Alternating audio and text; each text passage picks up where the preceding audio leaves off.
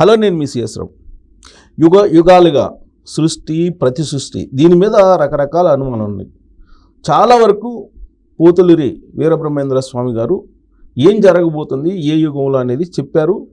అది కొన్ని జరుగుతూ ఉన్నాయి, జరగబోయే కూడా కొన్ని ఉన్నాయి. ఇప్పటికీ కూడా మన సమాజానికి భవిష్యత్తులో ఏం జరగబోతుంది, ఏం జరిగే అవకాశం ఉంది, అసలు ఈ కలియుగం ఎప్పుడు అంతం కాబోతుంది అనేది ఆసక్తికరమైనటువంటి అంశం.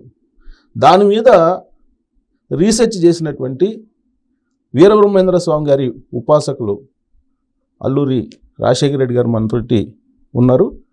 ఆయన రీసెర్చ్ ప్రకారం భవిష్యత్తులో ఏం జరగబోతుంది, ఈ సృష్టి ఎప్పుడు అంతం కాబోతుంది, ఈ యుగం ఎప్పుడు అంతం కాబోతుంది అనేది తెలుసుకునే ప్రయత్నం చేద్దాం. సార్ నమస్తే.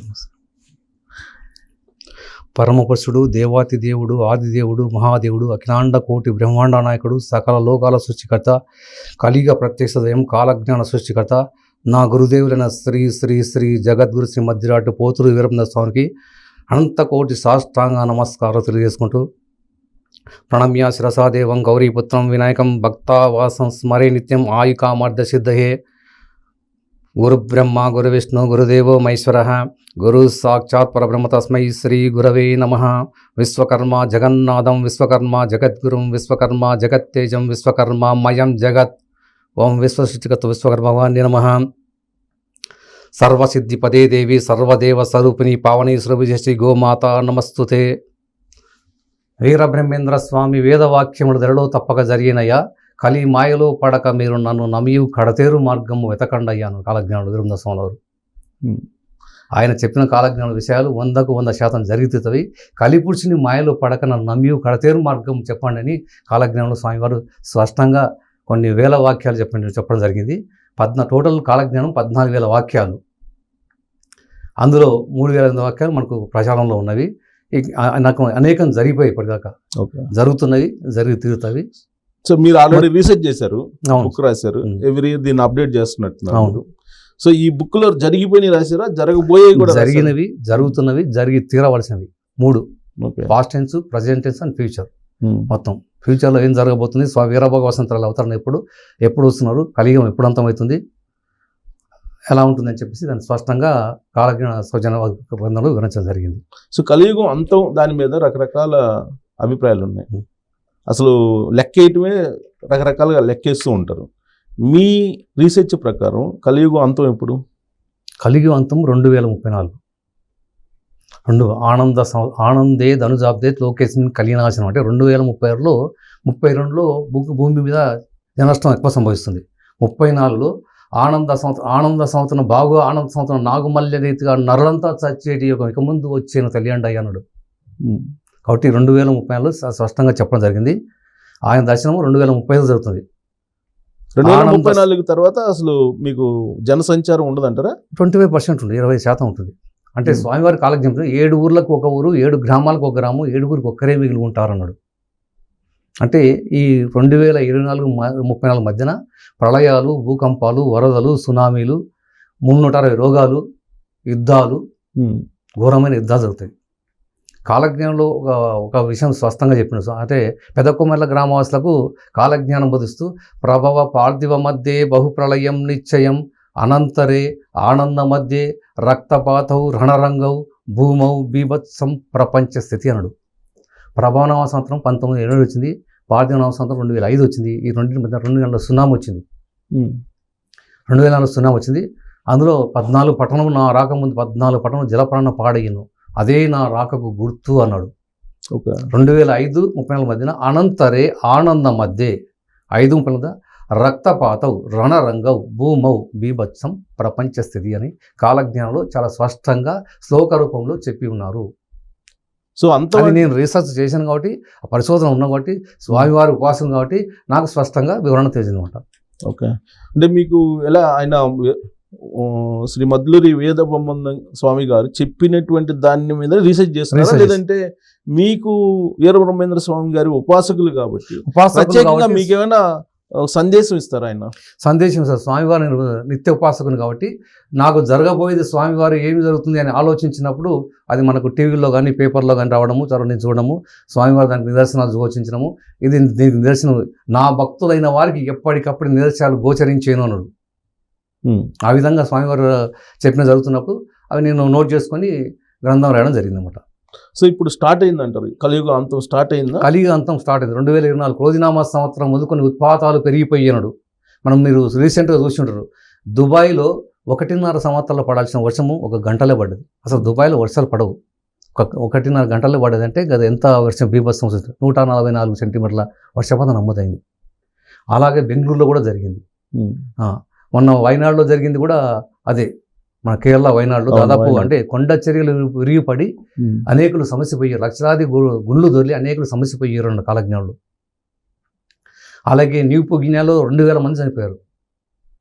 మొత్తం కొండ చర్యలు ఊరు గ్రామం బురదలో చిక్కుని చనిపోయారు 2000 మంది. సో వీరభోగ వసంతరాయలు పుడతారు అని చెప్పి చెప్తుంటారు. అప్పుడే ఇక నా కలియుగ అంతం అని చెప్పి అంటే వీరభోగ వసంతాలు పుట్టినప్పుడు ఆ కలియుగ అంతం కాదు, కలియుగ అంతం కానీ కలికి అవతారం లేదంటూ అవతరించింది స్వామివారు. అంగీరసే మధుమాసే నవమ్యం శుక్లపచ్చే భానువారే ఛాయమర్థం వీరభోజ సముద్వం అన్నాడు. అంగీరస నామ సంవత్సరంలో వీరభోగ వసంతరాయలు అవతరణ జరిగింది. ఇప్పుడు వీరభోగ వసంతరాయలు గారు ఉన్నారు. ఆయన అవతరించి దుష్ట శిక్షణ ప్రారంభించి ప్రళయాలు సృష్టిస్తున్నాడు. దుష్ట శక్తుల్ని సృష్టించి పంపిన దుర్మార్గం చంపండి నమ్మండయ్యా, ధర్మాన్ని కాపాడ ధర్మమే రక్షించి భక్తితో నా మాట నమ్మండయ్యా అంటున్నాడు. కాబట్టి ఆయన ఈ విధంగా ప్రళయాలు సృష్టిస్తున్నాడు. ఎందుకంటే ఎప్పుడైతే ఆయన అనేక సార్లు నేను 5000 సంవత్సరాల తర్వాత ఈ భూమి మీద అవతరిస్తానని చెప్పడం జరిగింది. ఆ విధంగానే స్వామివారు అవతరించి ప్రళయాలు సృష్టించి దుష్ట శిక్షణ ప్రారంభించి సృష్టిస్తున్నమాట. ఇప్పుడు 360 రోగాలు అదే అనమాట. కొత్త రోగాలు వస్తాయి. 360 రోగాలు వస్తున్నాడు. రాచపుండ్లు, పెడతలి పుండ్లు, రొమ్మున గండమాళ పుండ్లు, ఈ 6 వ్యాధి రూపాల చేతన శస్త్రం చెప్పిండు. అంటే మన శరీరం మొత్తం బొబ్బలు. ఇప్పుడు మంకీ వైరస్ అనేది ఇదే అనమాట. స్వామివారు చెప్పారు ఎంపాక్స్, అదే మంకీ వైరస్. అంటే షార్ట్ కట్లో ఎంపాక్స్ అంటుడు, మంకీ పాక్స్. స్వామివారు అదే కాలజ్ఞంలో చాలా స్పష్టంగా పెడతలి రాచపుండ్లు, నడినెత్తిన పుండ్లు, ముఖమున పుండ్లు, శరీరం అంతా బొబ్బలు వచ్చి నడినెత్తి ఒక్కలే శస్త్రం చెప్పిన కాలజ్ఞంలో. అది జరగబోతా ఉంది త్వరలో. అంటే ఇవన్నీ వైరస్లు ప్రతి సంవత్సరం కొత్త వైరస్లు వస్తాయి. సో దానికి కలియుగ అంతానికి కొన్ని సంకేతాలు బలంగా కనిపిస్తాయి. అంటే నా రాకకు ముందు, అంటే ఆయన చెప్పిన నా రాకముందు ఏం జరుగుతాయి కూడా స్పష్టంగా చెప్పడం జరిగింది. నా రాకముందు 2004 వచ్చిన సునామీ, నా రాకముందు 14 పట్టణంలో జల ప్రవాహం పడి నా రాకము అదే గుర్తు అన్నాడు. నా రాకముందు భూమిపై మంటలు ఎగిసేను అన్నాడు. అనేక సార్లు మంటలు కార్చిచ్చు జరగడము, వేలాది ఎకరాలు పనిపోవడం జరిగింది. అగ్నిపర్వతాలు బద్దలైతని చెప్పాడు. అనేక సార్లు జరగడం జరిగింది. అంటే 2 తల వారు, అరికాలన కన్నులున్నవారు, ఇలాంటి వారు కూడా పుడతారు నా రాకముందని చెప్పినమాట. సో వింతలు విశేషాలు అన్ని కాలజ్ఞానం ప్రతి ఇది కూడా చాలా స్పష్టంగా చెప్పారు స్వామివారు. సో తిరుమల తిరుపతి దేవస్థానం గురించి కూడా చెప్పారు. అవును, కొన్ని రోజుల పాటు అసలు అక్కడ జనసంచారమే ఉండదు. జనసంచారం అంటే మనకు కరోనా వైరస్ కారణంగా చూసినట్లయితే మనకు దాదాపు 80 రోజులు తిరుమలకు వెళ్ళే మార్గాలు కట్టుబడేను అన్నాడు. దాదాపు 80 రోజులు తిరుమలకు వైరస్ కారణంగా అక్కడి నుండి ఎవరిని అలౌ చేయలేదు. అంటే లక్షల మంది రోజు అక్కడ దర్శించుకుంటే వైరస్ ఇంకా ఎక్కువైతుందని చెప్పేసి కరోనా కారణంగా అక్కడ వెళ్లకుండా తిరుమలకు వెళ్ళే మార్గాలు క్లోజ్ చేసిండు. అంటే బస్సులు, కార్లు ఎక్కడ బయటకు వెళ్ళకుండా క్లోజ్ అయింది. ఆ రకంగా జనసంచారం లేకుండా తిరుమలకి వెళ్ళే మార్గాలు, ధూపదీప నైవేద్యాలు లేకుండా ఉంటది అని చెప్పి అనేక దేవాలయాలు మనం చూస్తున్నాం.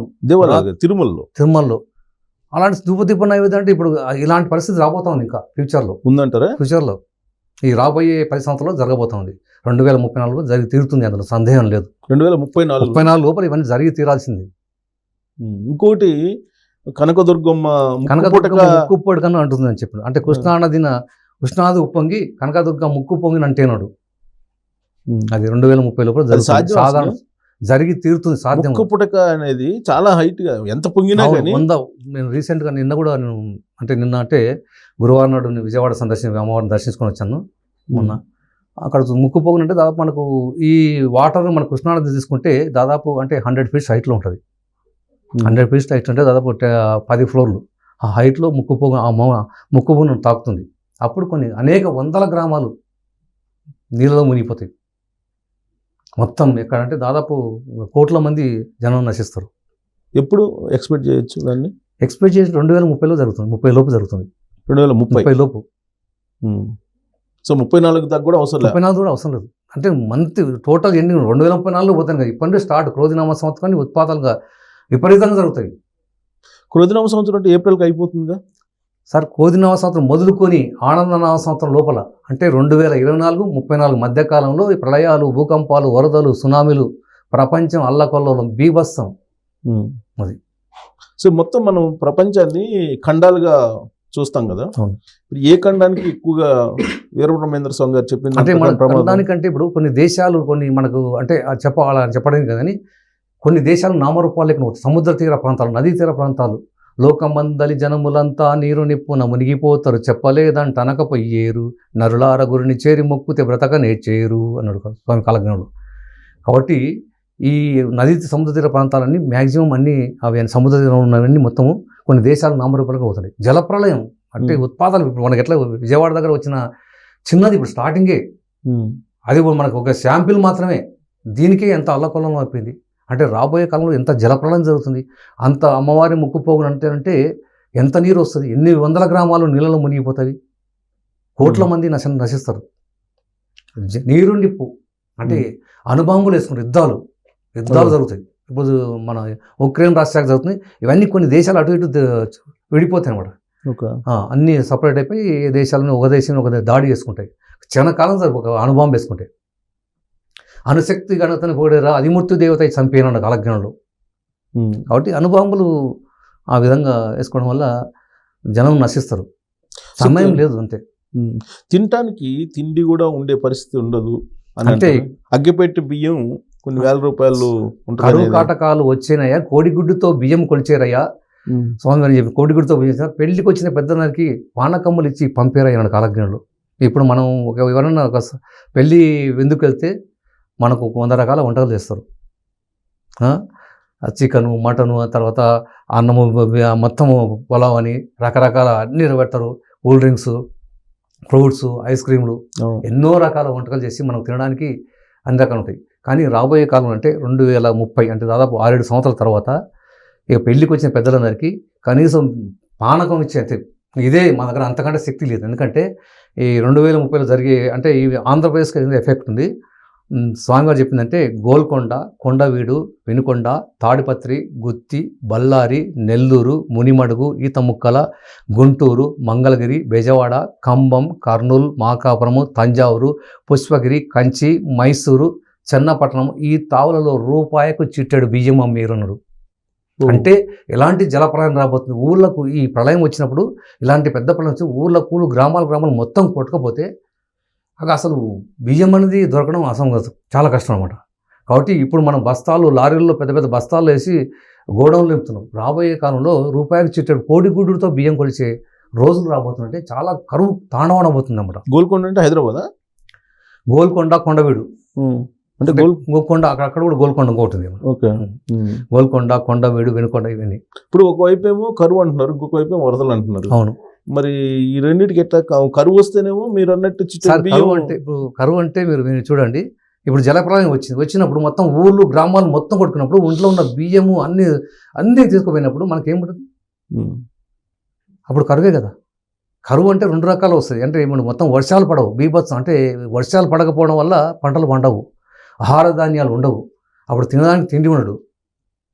అప్పుడు ఆకులు అలములు నమిలి బంకమట్టి తింటారంట. ఆకలి తట్టుకోవాలి, ఆకలి బంకమడతారు. అసలు ఇంకోటి ఏంటంటే సైన్స్ ప్రకారం ఇప్పుడు వస్తున్న డేటా ప్రకారం ఇప్పుడు చైనా కూడా లేటెస్ట్గా ప్రకటించింది, పిల్లలను పుట్టించండి, మీరు తొందరగా పెళ్లిళ్ళు చేసుకోండి. ఇంతకుముందు రిస్ట్రిక్షన్స్ ఉన్నాయి అమెరికా. అలాగే రష్యా ఒక 10 లక్షల జనసంఖ్య తగ్గిపోతుంది అక్కడ. జనసంఖ్య చైనాలో చాలా తగ్గింది ఇప్పటికీ. వాళ్ళ జనసంఖ్య పెంచుకోవడం కోసం అట్లా చెప్తున్నమాట. ఏదైనా ఇప్పుడు ఇంకా జనాభా పెరగడం అనేది అసంభవం.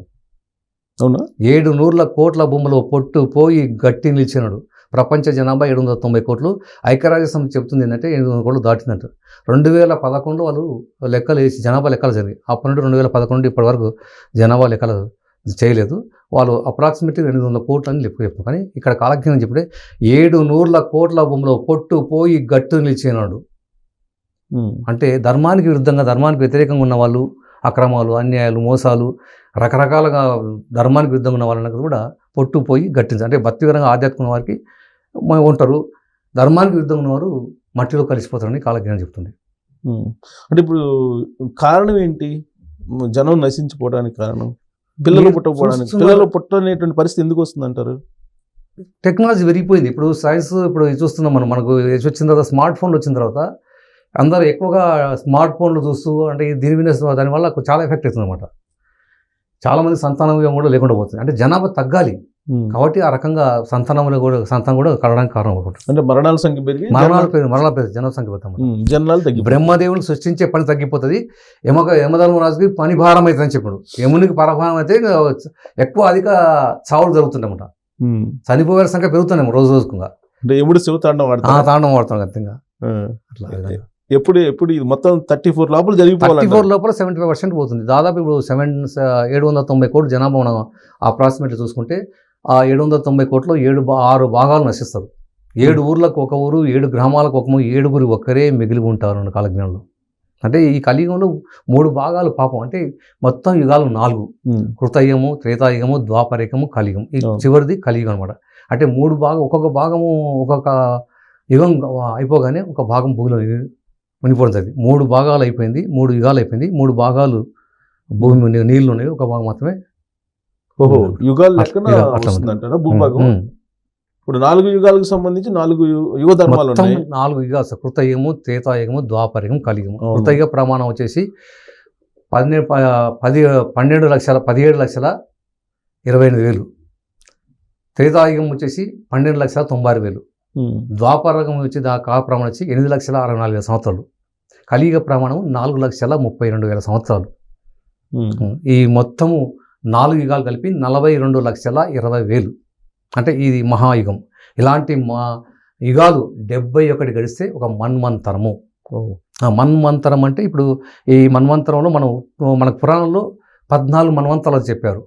ఇప్పుడు మనది వైవస్వత మన్వంతరము. మనం అంటే సంకల్పం చెప్పేటప్పుడు శుభే శోభనే ముహూర్తే శ్రీ మహావిశ్వ బ్రహ్మగ్న ప్రవర్తమాన శబ్దం నిత్యపాతే శ్వేతవరకల్ప వైవస్వత మన్వంతరే కలియుగే ప్రథమపాదే జంబుద్వీపే భర్తవర్షే భర్తఖండే మేరో దక్షిణ దిగ్భావే శ్రీశైలసే వాయుపసే కృష్ణా గోదావరి మధ్యవసే శ్రీ లక్ష్మణ శ్రీ గోవింద మొమ్మ సమర్థ జగద్గురు సింహ పోతు హరిహర బ్రహ్మ గురు సంసన్ అస్మిన్ వర్తమాన వారికి అచాంద మనసస్త్రీ క్రోధినామ సంవత్సరే దక్షనాయనే వర్షరుతే భాద్రపద శుక్లపక్షే మందవాసరే ఏకాదశి ఉత్తరాశ నక్షత్రము. ఇట్లా సంకల్పం చెప్పుకునేటప్పుడు వైవస్వత మన్వంతరే అంటే మన 14 మన్వంతరాల్లో 7వదైన వైవస్వత మన్వంతరంలో ఉన్నాము. ఈ మన్వంతరంలో ఇప్పుడు నడుస్తుంది. కలియుగే ప్రథమ పాదే అన్నారు.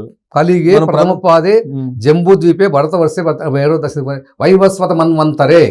14 మన్వంతరంలో వైవస్వత మనం 7వ దాంట్లో మనం ఉన్నాం అనమాట. అంటే 43 ఇలా 70 ప్రథమ పాదంలో ఉన్నాం కదా. ప్రథమ పాదే ఉన్నాయి కదా చాలా పాదాలు. అవును ఉన్నాయి. మరి 34 కల్లా అంతమైపోతుంది. నేను కలియుగంలో అంటే కలి అనే పాపురుషుడు ఘోరమైన తపస్సు చేశాడు. ఆ తపస్సుకు మెచ్చి స్వామివారు ప్రత్యక్షమై విష్ణు మహావిష్ణువు ప్రత్యక్షమై నీ వరం కోరుకుంటే నాకు ఈ కలియుగంలో 5,000 సంవత్సరాలు పాలించే వరాన్ని ప్రసాదించు తదాస్తు అంటాడు. అంటే కలి యొక్క లక్షణాలు ఏంది? అక్రమాలు, అన్యాయాలు, మోసాలు, వ్యభిచారము, వాయువర్షాలు లేకపోవడము, దేవుడు లేడని వాడము, ఆ ప్రపంచం అంతా విజృంభించాడు. కలి ప్రభావం తొలగిపోయింది. ఇక దేవుడు లేడు, అంత లేదు, వాయువర్షాలు లేరు, ఎవరు లేరు, అంతగా మద్య మాంసాలు వినియోగించడం అంతా ఆ కలి ప్రభావం 5,000 సంవత్సరాలు అయిపోయింది. 5వ సంవత్సరం స్వామివారు అవతరించడం జరిగింది. ధర్మానికి ఇంకా దేవుడు లేడు, అంతా కలిమాయలు దిక్కును అంట. డబ్బు, స్వాస్థ్యం, స్త్రీ, వ్యామోహాల వాడి అంతా కలిమాయలు చిక్కుకుంటున్నారు.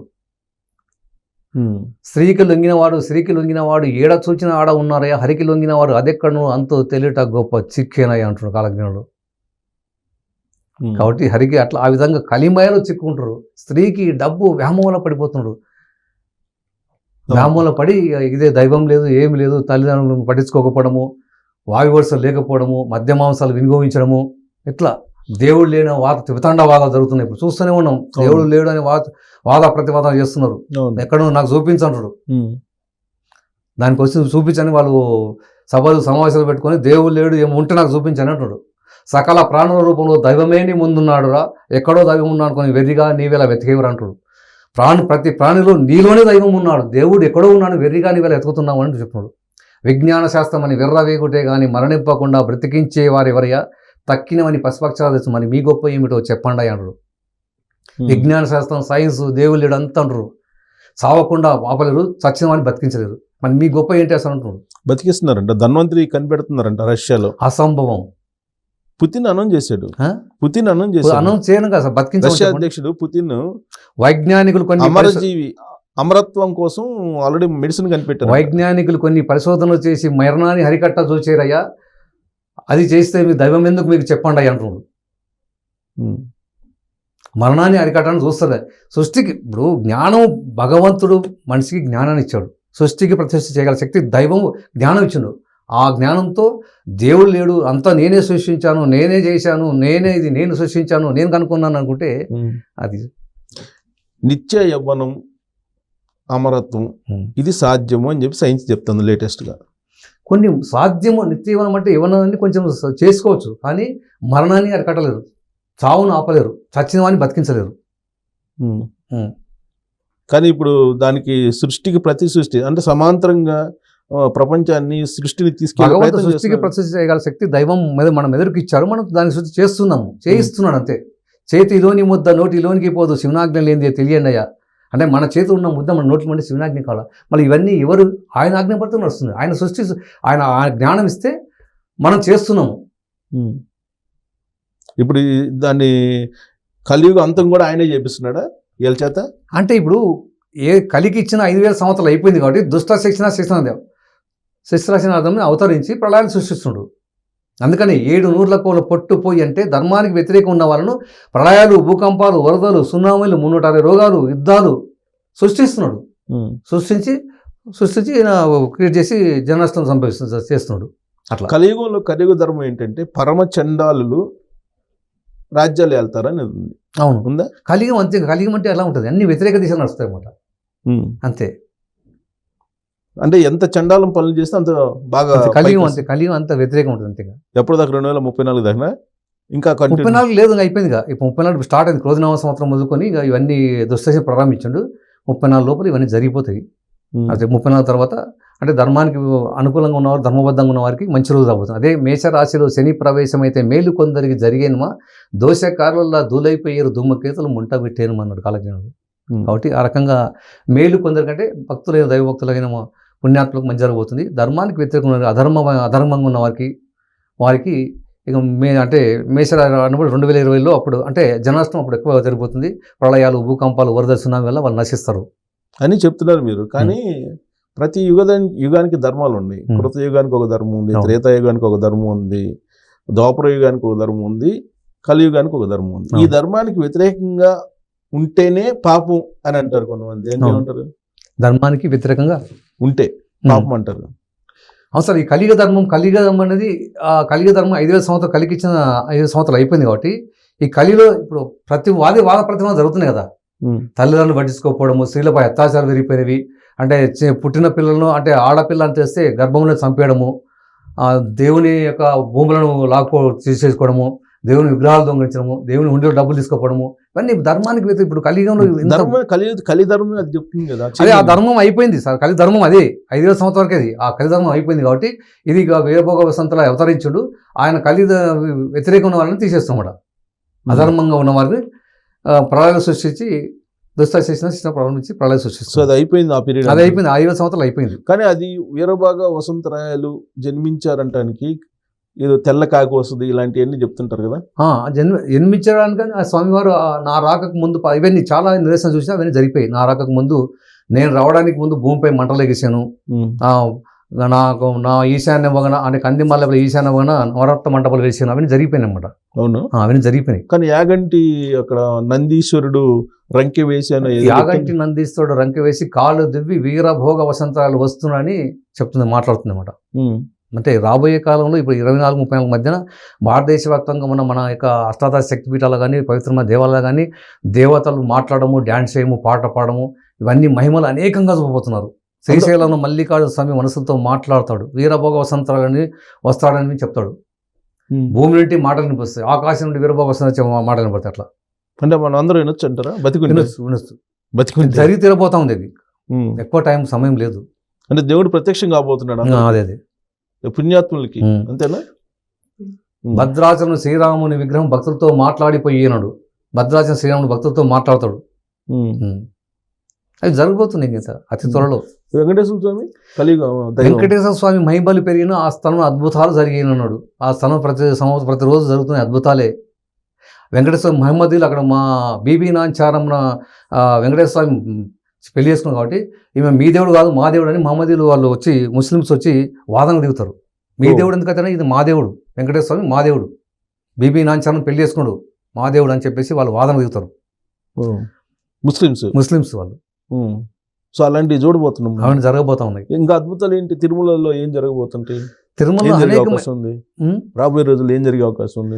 రాబోయే సంవత్సరాలు అంటే అక్కడ అన్ని అద్భుతాలు, ఇంకా ఇది అని చెప్పండి, అన్ని మహిమలు అక్కడ చూడడము, ఆ మొసలు జరగబడము, పూజలు ఇచ్చిపోవడం చాలా జరుగుతాయి అక్కడ. ఇది గర్భగుడిలోకి అన్ని మొసలు జరగబడతాయి. సో అది కలియుగ అంతానికి అవన్నీ కూడా సంకేతాలు. సో ఇప్పుడు నా రాకముందు మనకు బనగానపల్లిలో చింత చెట్టుకు చేమంతి పూలు పూసేనాడు అంటే ఆ రాకను సూచిస్తున్నాయి. అట్లా పూసిన ఇంకా లేదు, ఇంకా జరగబోతుంది. అది ఇంకా ఎప్పుడైనా జరిగిపోతుంది కదా, సమయం లేదు అంతేగా.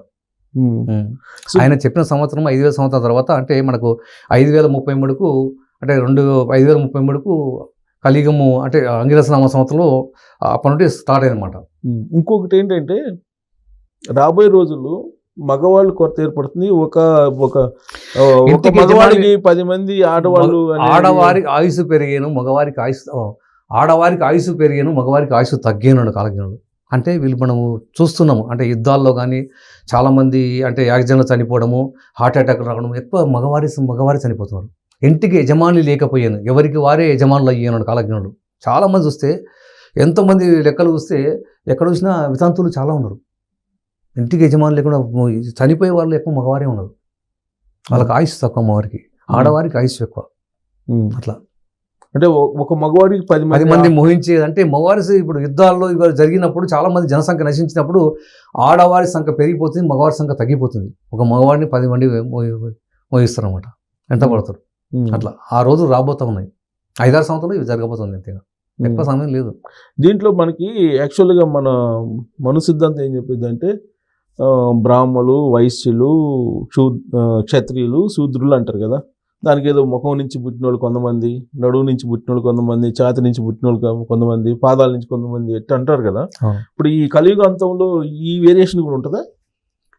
కలియుగాంతంలో ఆ వేరియేషన్ ఏమి ఉండదు సార్. అది దానికి అదే వేరియేషన్ ఏమి ఉండదు, ఎవరికైనా ఒకటే. అంటే బ్రాహ్మణులు పుణ్యాత్ములు అంటుంటారు కదా. బ్రాహ్మణులు అంటే ఈ కలియుగం కాబట్టి బ్రాహ్మణులు బస్టు పట్టిపోతారని కాలజ్ఞానం చెప్పండి. అంటే బాపాలకుడు ఎందుకంటే ఇప్పుడు బ్రాహ్మణులు అంటే ఇప్పుడు స్వామివారు ఏం చేశారంటే ఒకసారి అనేక పుణ్యచేత సందర్శిస్తూ ఆ కడప నుండి బయలుదేరి పుష్పగిరి అగ్రహారం చేరుతుంటారు అనమాట. అంటే స్వామివారు బండ్లో కూర్చొని 32 మంది శిష్యులు వాళ్ళు డ్యూటీలు పట్టుకొని సిద్ధయ్య గారు ముందు పోతుంటారు. సిద్ధయ్యను మంచిగా విభూతి పెట్టుకొని, అంటే ఆయన ముస్లిము, సిద్ధయ్య శివుడు, అయితే ఆయన మహమ్మదీ ముస్లిము. ఆయన విభూతి పెట్టుకొని రుద్రాక్షలు వేసుకొని డ్యూటీ పట్టుకొని స్వామివారిని బండ్లో కూర్చొని వీళ్ళు పోతుంటారు. వీళ్ళు పోతుంటే పుష్పగిరి అగ్రహారం పోగానే ఆ బ్రాహ్మణులంతా వీధి అరుగుల మీద కూర్చొని ఉంటారు.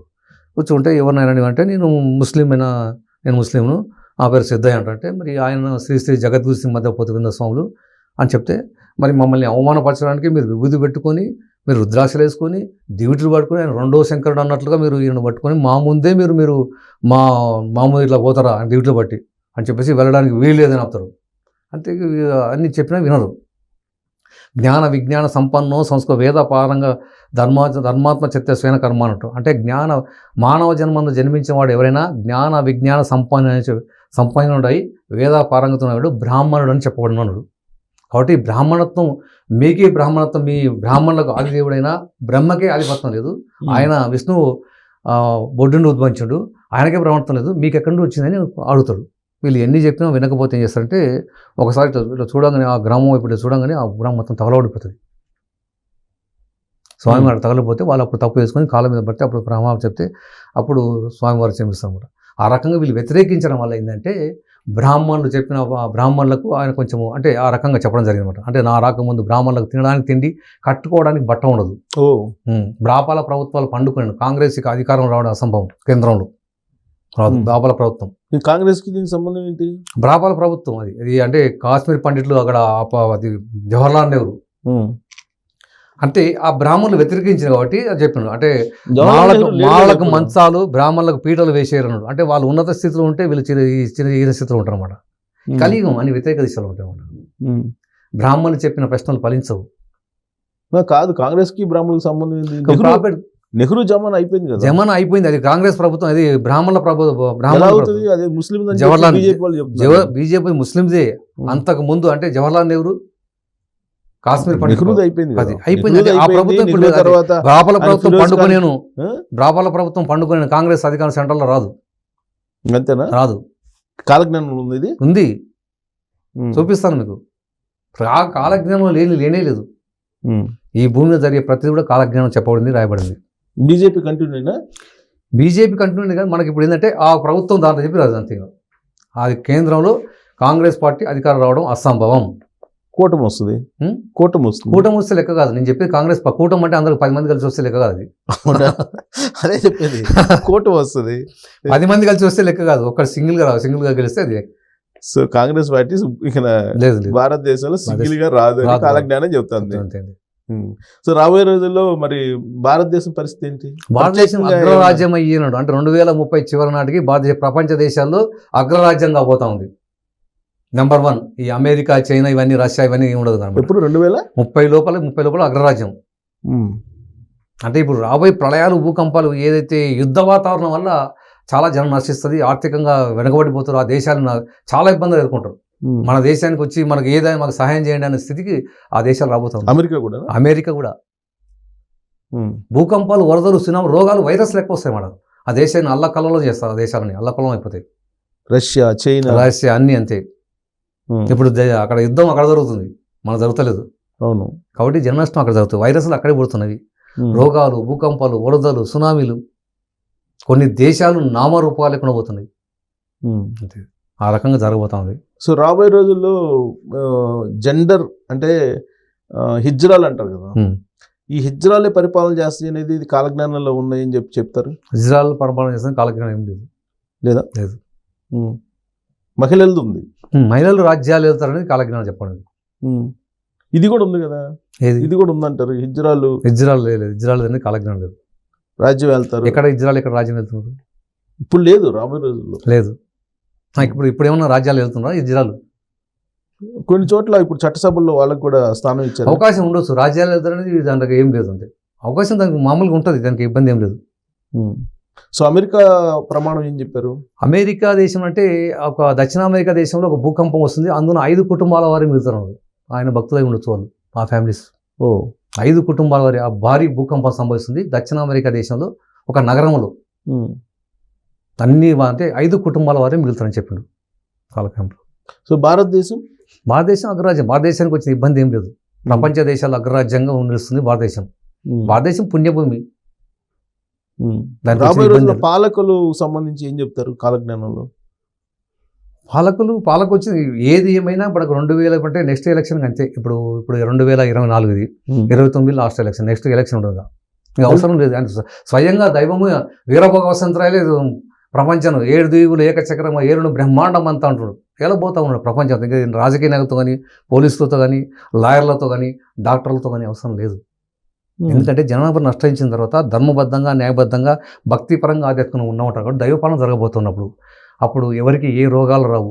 అందరూ ఆరోగ్యంతో, సుఖ సంతోషంతో, అష్టైశ్వర్యంతో, భోగభాగ్యతలు ఉంటుంది. దేనికి ఇబ్బంది ఉండదు. 2029 లాస్ట్ ఎలక్షన్ అంటారు. అంతే. తర్వాత ఎలక్షన్స్ ఉండవు అంటారు. 29 తర్వాత 29 ప్రాంతంగా ఎలక్షన్ ఉండదు. సో ఆ తర్వాత మేము కొంతమంది 30,000 రాజకీయాలు ఉంటాము, 20,000 రాజకీయాలు ఉంటాము. ముందు వెనకాల గానకున్నారు మురుకులై భూమిలో ముందు గతిని ఎరగకున్నారు. ముందు ఏం జరగబోతుందో తెలుసుకోలేకపోతాం. 30,000-40,000 రాజకీయాలు ఏముంటారు? రాజకీయాలు ఎందుకుంటాయి? ఆయన స్వయంగా రంగోలు దిగి 7 దీవులు ఏకచక్రం 7 బ్రహ్మాండం అంతా చూడు ఏడబోతున్నాడు. ప్రపంచం అంతా పాలించబోతున్నాడు ఏకచక్రగతి. ఇప్పుడు కొన్ని పట్టణాల గురించి కూడా చెప్పింది ఇది కాలజ్ఞానంలో. కావలిపట్నం, కనకపట్నం అయ్యాను ఇలా చెప్పారు. అంటే ఇప్పుడు నెల్లూరు నీటిమై నెల్లూరు నీట మారిపడుతుంది. అంటే ఇలాంటివి వచ్చినప్పుడు, సునామీలు వచ్చినప్పుడు అది జరుగుతుంది. ఇప్పుడు మొన్న విజయవాడ సేమ్ అది ఆ రకంగా జరగబోతుంది అనమాట. నెల్లూరు మొత్తం నీళ్ళలో మునిగిపోవడం దాని గతంలో జరిగింది, మళ్ళీ అది జరగబోతా ఉంది. మళ్ళీ జన నష్టం ఎక్కువ జరుగుతుంది ఇక్కడ. ఆంధ్ర వరకు ఎక్కువ జన నష్టం ఉంది. తెలంగాణకు అంత ఎఫెక్ట్ లేదు, కానీ ఆంధ్ర మొత్తం అక్కడ అంటే సముద్రాలు నదులు చాలా దగ్గరలో ఉన్నవి. సముద్ర తీర ప్రాంతాలు, నది తీర ప్రాంతాలు ఇవన్నీ చాలా సమస్యలు ఏర్పడతాయి ఇక్కడ. హైదరాబాద్ భవిష్యత్తు గురించి కాలజ్ఞానం ఏం చెప్పారు? హైదరాబాద్ అంటే మూసీ నది ఉప్పొంగి హైదరాబాద్ పాడయ్యాడు అంటే 1908లో జరిగింది ఆల్రెడీ. 19 మూసీ నది ఉప్పొంగి దాదాపు 15,000 మంది చనిపోయినప్పుడు. ఇవన్నీ చాలా మంది చనిపోయి జరిగింది. మళ్ళీ కూడా ఉంది అంటే మూసీ నది ఎఫెక్ట్ కొంత ఉంటుంది, చాలా ఎఫెక్ట్. అదే నది తీర, నేను చెప్తాను, నది తీర ప్రాంతాలు, సముద్ర తీర ప్రాంతాలు ఇవన్నీ జలమయం అవుతుంది.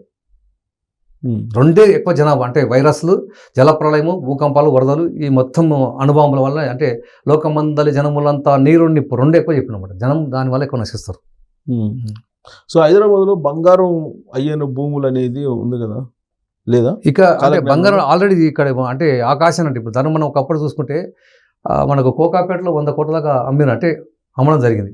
అప్పుడు నాకు తెలిసి ప్రపంచంలో అత్యగా అయ్యే 100 కోట్లు ఎకర భూమి ఎక్కడ లేదు.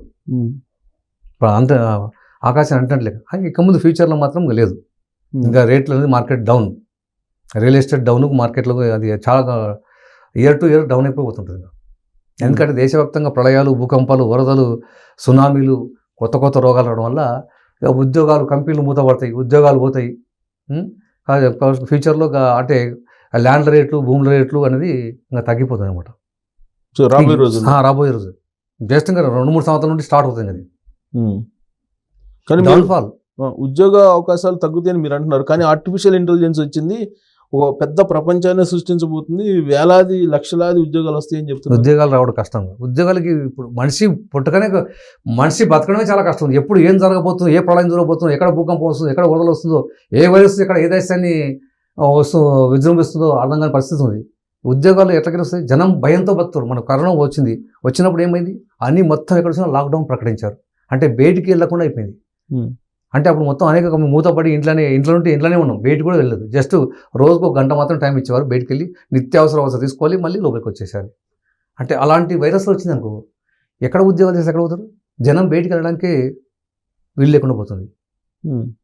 సో రాబోయే రోజుల్లో ఉద్యోగాలు కూడా ఉండవు. ఉద్యోగాలు అన్ని రకాలుగా మనిషి జీవనం మనిషే చాలా కష్టం ఉంది. మనుషులు చాలా జనసంఖ్య చాలా తగ్గిపోతుంది.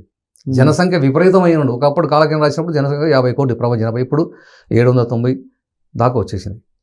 మళ్ళీ అది అంటే 2034 చివరి నాటికి అంటే 7 ఊళ్ళకు ఒక ఊరు, 7 గ్రామాలకు ఒక గ్రామం ఉన్నప్పుడు దాదాపు అంటే 600 కోట్ల జనాభా పైన నశిస్తారు. అంటే మా అప్రాక్సిమేట్లీ మనం 7 భాగాలు చేసినప్పుడు 110-120 కోట్లు మాట ప్రపంచ జనాభా 2035లో. కానీ ఐక్యరాజ్య సమితి ఏం చెప్తుంది? 111 కోట్లు 2050 నాటికి అంటుంది. అంటే వాళ్ళకి తెలియదు, ఐడియా లేదు దానికి. ఇవి జరగబోతాయి, ఇవి రాబోతుంది, వాళ్ళకి అంచనా వేయలేకపోతున్నారు, తెలియదు.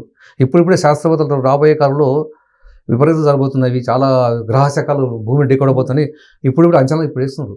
కానీ స్వామివారు ఎప్పుడో చెప్పారు కదా, ఆయన సృష్టిస్తున్నారు. ఆయన చెప్పడం అంటే ఆయన రాసి నేనే నా మహిమ తెలియని ద్రోహి మందలు చీమల పుట్టలు చెదల పుట్టలు మడిసినట్టు మడిసేరన్నాడు. ఆయన సృష్టిస్తున్నాడు. అట్లా సృష్టి రాసి మహిమతో కొంతమంది ఏమనుకుంటున్నారు? అభిరామం గారు ఊహించమను, రేపేం జరుగుతుందో ఊహించుండు, అవి జరుగుతావా? జరిగినోడు చూద్దాంలే. ఇప్పుడు రేపేం జరుగుతుందో ఊహించమను. నాస్తికులు చెప్తున్నారు సభలు సమాచారం పెట్టుకొని, ఆ దేవుడు బ్రహ్మం గారు దేవుడా? మరి దేవుడు ఎవరు? కళ్ళకు కట్టినట్టు మన కళ్ళ ముందు ఆయన చెప్పిన అక్షరసంగా జరుగుతున్నది. దేవుడే లేదంటే చెప్పారయ్యా, లోకాలకు ఎట్లు వచ్చారు?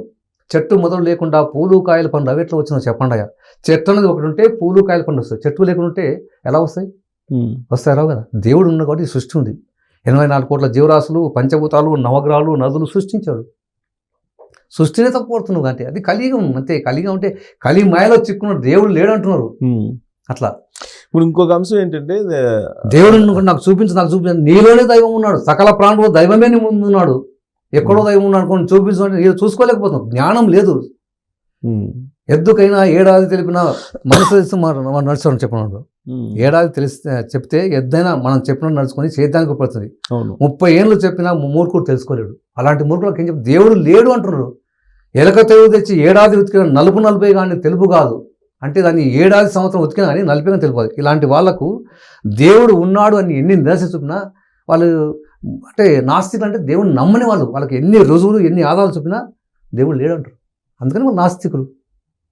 సో ఇంకోటి ఏంటంటే వెంపల చెట్లకి దూటీలు వేసే జనం వెంపటి వస్తారని నిచ్చెన వేసేవాడు పుట్టిన అంటే తరానికి పొట్టివాడుగా పుడతారని అంటే ఆల్రెడీ పుట్టడం జరిగింది. చిన్న చిన్న చాలా చిన్న ఏజ్ కూడా మనం పుట్టడం జరిగింది. చాలా చిన్న అంటే 10 అంగుళాలు 15 అంగుళాలు 20 అంగుళాలు అట్లా ఉన్నారు పుట్టడం జరిగింది. అవన్నీ జరిగినాయి. అంటే అంత చిన్న అంత చిన్న హైట్లో ఉన్న వాళ్ళు కూడా పుడతారని కాలకి చెప్తారు. అంటే ఇది చెప్పడం కాదు, రాసి నేనేందో నా మహిమ ఏందో చూడంటున్నాడు, రాసి చూపిస్తుండు, రాసి ఇది జరుగుతుంది, ఇది జరగబోతుంది. ఇట్లా కాలకి ఒక సినిమా తీసేటప్పుడు ఒక స్క్రిప్ట్ తయారు చేసుకొని ఇట్లా కథా స్టోరీ తయారు చేసుకొని ఒక సినిమా మనం రెడీ చేసుకుంటాం, నటీనటులను ఎంపిక చేసుకుంటాం. ఇలాగనే ఈ కలియుగంలో ఏం జరగాలి, ఆయన అవతరించిన తర్వాత ఇక్కడ నుండి ఇంతవరకు ఏం జరగాలి, మానవుడు ఎలా పుడతాడు, ఎలా ప్రవర్తిస్తాడు, ఎలా ఉంటాడు, ఎలా చేస్తాడు, ఈ ప్రళయాలు ఏంటి, భూకంపాలు ఎప్పుడు రావాలి, వైరస్లు ఏంటి, ఏ విధంగా నష్టం అనేది రాసి ఒక స్టోరీ రాసి 2030 ఎండ్ సినిమా 2030 ఎండ్ అయిపోతుంది.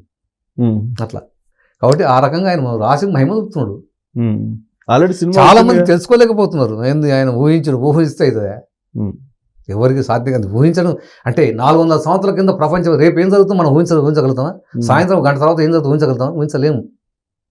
మహిళలకు సంబంధించి విపరీతమైన ధోరణుల గురించి కూడా దీనిలో కాలజ్ఞానాలు చెప్పారు కదా, ఏం చెప్పారు? మహిళలకు సంబంధించి విపరీతమైనటువంటి ఆలోచనలు వాళ్ళకి, అంటే మహిళలకు సంబంధించి మహిళలపై అత్యాచారం జరగడము, అన్ని రకం మహిళలు రాజ్యాలు వెళ్తారని చెప్పిండు. తర్వాత వీళ్ళకు అంటే కట్నం కోసం వేధింపు చేసి వాళ్ళని చంపేస్తారని అట్లా చెప్పిండు. సో వాయు వరుసలు లేకుండా చూస్తాం. కలియుగంలో అన్ని వాయు వరుసలు లేకుండా ప్రవర్తిస్తున్నారు. అంటే పురుషులకు గౌరవం లేకుండా చేస్తారు అనేది ఉందా కాలజ్ఞానంలో? పురుషులకి గౌరవం లేకుండా మహిళలు వ్యవహరిస్తారు అనేది ఉందా? పురుషులకు అంటే ఇప్పుడు అన్ని రకాలుగా వస్తాయి. మన స్త్రీలను ఏ రకంగా చూసినా కానీ ఆ రకంగా కనపడుతుంది మన ఆలోచిస్తే. సో ఇవన్నీ ఇప్పుడు కాలజ్ఞానంలో మొత్తం అన్ని పొందుపరిచారని చెప్తూ అంటున్నారు కదా. ఇప్పుడు కొన్ని మార్పులు భారతదేశంలో రాబోయేటువంటి రోజుల్లో ఏం జరుగుతాయి అని చెప్పి కాలజ్ఞానం రాస్తుంది. అంటే ఇప్పుడు ఢిల్లీ రాజధాని ఉంది. ఢిల్లీ రాజధాని అంటే ఉత్తరాది ప్రజలు దక్షిణాదిముఖంలో ఉత్తరాయణ మందు ఆనెగొందికి చేరవచ్చెదరనుడు. అంటే ఉత్తరాది ప్రజలు అంటే క్రోధినామ సంవత్సరం, అంటే ఇది మనకు 2024లో క్రోధినామ సంవత్సరము ఉగాది నుండి మొదలుకొని 2025 ఉగాది వరకు క్రోధినామ సంవత్సరం. ఉత్తరాయణం అంటే ఉత్తరాయణము దక్షిణం 2 ఉంటాయి సంవత్సరానికి. అంటే ఉత్తరాయణం అంటే జనవరి 15 నుండి జూలై 15 వరకు ఉత్తరాయణం పుణ్యకాలం. ఇది దక్షిణం అనేది జూలై 15 నుండి జనవరి 15 వరకు దక్షిణాయనం. ఇప్పుడు దక్షిణంలో ఉన్నాము. అందుకని నేను సంకల్పం చెప్పేటప్పుడు దక్షిణాయనం అని చెప్పాను. క్రోధినామ సంవత్సరం చెప్పడం సంకల్పం చెప్పాను, దానికోసం చెప్పడం జరిగింది. ఈ వైరస్ మనం అంతా దీని దక్షిణాయనంలో ఉన్నాం అనమాట. అంటే స్వామివారు ఉత్తరాధిపతి అంటే ఢిల్లీ వారు తరలి ఆనెగొందికి చేరవచ్చెదరనుడు. ఉత్తరాయణం మళ్ళీ ఎప్పుడు వస్తుంది అంటే 2024 25 మళ్ళీ జనవరి 15 నుండి ఉగాది వరకు. ఉగాది దాటాక మళ్ళీ కాదు, సంవత్సరం మారిపోతుంది. కాబట్టి ఉగాది లోపల క్రోధినామ ఢిల్లీ వారు తరలి ఆనెగొందికి అంటే కర్ణాటకలోని హంపి వద్దనున్న ఆనెగొందికి చేరుకుంటారు, అక్కడికి వస్తారు. ఇప్పుడు ఈ సంవత్సరం 24 క్రోధినామ సంవత్సరంలో జరుగుతుంది. అంటే మనకు ఇంగ్లీష్ సంవత్సరం అయితే 24 డిసెంబర్కి అయిపోతుంది. క్రోధినామ సంవత్సరం తెలుగు సంవత్సరం అయితే మనకు ఉగాది వరకు లెక్క. కాబట్టి 25 మనకు ఉగాది వరకు క్రోధినామ సంవత్సరం, 25 ఉగాది వరకు క్రోధినామ వస్తుంది. ఉగాది దాటితే మళ్ళీ కొత్త సంవత్సరం స్టార్ట్ అవుతుంది. సో ఈ సంవత్సరం ఉత్తరాయణం అంటే ఉత్తరాయణ దక్షిణాయనం ఉన్నాం మనం, మళ్ళీ ఉత్తరాయణం జరుగుతుంది. అదే ఏదైనా కానీ ఉత్తరాయణం జరుగుతుంది అని చెప్పిండు. 2025 ఏప్రిల్ లోపల అంతే. ఇప్పుడు అక్కడ ఢిల్లీ రాజధాని ఉండదు. రాజధాని ఉన్నది తాత్కాలికంగా ఉంటుంది, ఇక్కడ రాజధాని అవుతుంది. ఎందుకంటే ఢిల్లీ అనేది మనకు ఏ రకంగా చూసుకున్నా కానీ అది అనుకూలమైన ప్రదేశం కాదు. భూకంపాలు, వరదలు, తర్వాత వాయు కాలుష్యము. వరదలు వచ్చి చాలా బీభత్సమైంది మన లాస్ట్ ఇయర్ అంటే 6 months బ్యాక్. తర్వాత వాయు కాలుష్యం, ప్రపంచంలో అత్యధిక వాయు కాలుష్యం ఢిల్లీ. తర్వాత మనకు వాటర్ చాలా ఎఫెక్ట్ ఉంది. వాటర్ మొన్న సమ్మర్లో వాటర్ సర్వీస్ చేస్తే వాటర్ సర్వీస్ చేస్తే 2000 రూపాయలు పెనాల్టీ వేసారు. అంటే వాటర్ చాలా ఇబ్బంది అయిపోయింది అనమాట. అన్ని రకాలుగా ఏ రకంగా చూసుకున్నా కానీ మనకు ఢిల్లీ అంత సురక్షితమైన రాజధాని కాదు. కానీ ఇప్పటికీ మరి ఎప్పటికో ఆలోచన చేసి సెకండ్ రాజధాని మనకు ఎక్కడో అనేది ఆలోచన చేయాలి. మరి ఎందుకు దీని మీద ఆలోచన చేయట్లేదు? ప్రపోజల్ ఉంది, ఎప్పుడుంటో ఉంది అంటారు కానీ దాని మీద సీరియస్ గా ప్రయత్నం చేయాలి. ఎప్పుడో చెప్పారు కాలజ్ఞానంలో. ఇప్పుడు కాలజ్ఞానం ఉంది, అది స్పష్టంగా చెప్తున్నాను కదా. ఉత్తరాయణ మందు 2000 క్రోధినామ సంవత్సరం ఉత్తరాయణ మందు ఢిల్లీ వారు తరలి ఆనెగొందికి చేరవచ్చేదని కాలజ్ఞానం చాలా స్పష్టంగా చెప్పబడింది. సో హంపి దగ్గర ఉన్న ఆనెగొంది, కర్ణాటక హంపి ఆనెగొంది. నేను స్పష్టంగా చెప్తున్నాను కదా. దానికి ఉత్తరాయణ రాజధాని అక్కడ కాబోతుంది. అక్కడ ఇది టెంపరీగా ఉన్నా ఇక్కడికి వచ్చేస్తుంది. ఎందుకంటే అక్కడ అది మనకు అనుకూలమైన పరిస్థితి కాదు. ఇక వైరస్ ఇప్పుడు వాయు కాలుష్యం వస్తే చాలా చాలా వాళ్ళకు హార్ట్ అటాక్ కూడా వస్తుంది, దానికి చాలా ఇబ్బంది అవుతున్నాయి, శ్వాసకోశ వ్యాధులు వస్తున్నాయి, రకరకాల వ్యాధులు వస్తున్నాయి. అక్కడ కారణాలు ఏమైనా సరే కారణాలు ఏమైనా వాయు కాలుష్యం పెరిగింది, అక్కడ ఉంటే ఇక్కడ రావాలి, అది కారణం ఏదైనా కానీ అని చెప్పి జరిగి తీరాల్సిందే. జరగదనే సమస్య లేదు, 100% జరిగి తీరుతుంది, అందులో డౌట్ ఏమాత్రం లేదు.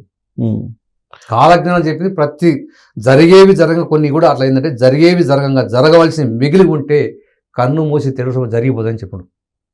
వాయు ఒక క్షణకాలం జరపగలుగుతాడు, ఒక క్షణకాలం తలుచుకుంటే ఈ ప్రపంచాన్ని ఏమైనా చాలా చేయగలడు. ప్రపంచం రాసి మహిమ నా మహిమ తెలియని ద్రోహి మందలు చీమల పుట్టాలు చెదల పుట్టాలు మనుషులు అన్నాడు కాలజ్ఞంలో. కాబట్టి అవన్నీ మహిమ చూపిస్తున్నాం అంతే, రాసి తెలుసుకోలేకపోతున్నాం ఇంకా. సో హంపి ఎందుకని కాలజ్ఞానంలో అట్లా రాశారు? ఆయన రాసి స్వామికి అంతే, ఆయన అదే రాసి చూపిస్తున్నాడు అంతేగా. హంపి అంటే ఆయన ఏం రాసినా జరగాల్సిందే, స్వామి వారు ఇట్లా రాస్తే జరిగి తీరాల్సిందే. సో కాశీ అనేది హంపి అనేది కాకతీయుల రాజధాని, ఒకప్పుడు కాకతీయుల రాజధాని కాబట్టి అక్కడ హంపికి అక్కడ అనుకూలమైన ప్రదేశము అది అక్కడ చెప్పడం జరిగింది అనమాట. సో హంపిలో ప్రాబ్లం ఉండదు కాబట్టి అక్కడ పెట్టిస్తున్నాడు వీరబ్రహ్మేంద్ర స్వామి గారు. ఆయన రాసిండు చెప్పిండు జరగాల్సిందే కదా, దానికి తిరుగులేదు అంతేగా. కాశీ అనేది పెద్ద పుణ్యక్షేత్రం హిందువులు, కాశీ ఉంది కదా. సో కాశీలో గంగా కానరాకపోయినాడు అంటే సముద్రం మనకు ఆ నది గంగా నది తీరం పడిన అనేక ప్రాజెక్టులు నిర్మించారు, ఆ వాటర్ అంతా అక్కడ పోతుంది. అంటే ఏది ఏమైనా ఆయన గంగా అక్కడ కనపడదు. అవునా? కొన్ని రోజుల పాటు అంతే, కొన్ని రోజుల పాటు. అది ఎప్పుడు ఆ పీరియడ్ ఏమన్నా చెప్పారా? అది ఎప్పుడైనా జరగవచ్చు. అంటే ఈ ప్రపంచవ్యాప్తంగా అంటే సప్త సముద్రాలు నదులు బావులు జలాలు లేక నీరింకినడు, దుర్రేరు నీరింకదు, మానవుని శరీరం రక్త మాంసంతో ఇంకిపోతాయి.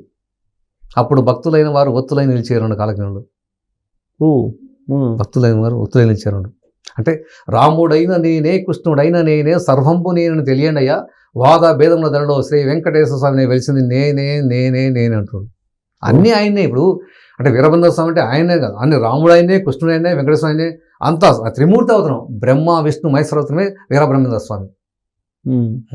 శివుడు ఆయనే, విష్ణువు ఆయనే, బ్రహ్మ ఆయనే, త్రిమూర్తి అవతరమే వీరబ్రహ్మేంద్ర స్వామి. తానే సృష్టిస్తారు, ఆయన సృష్టి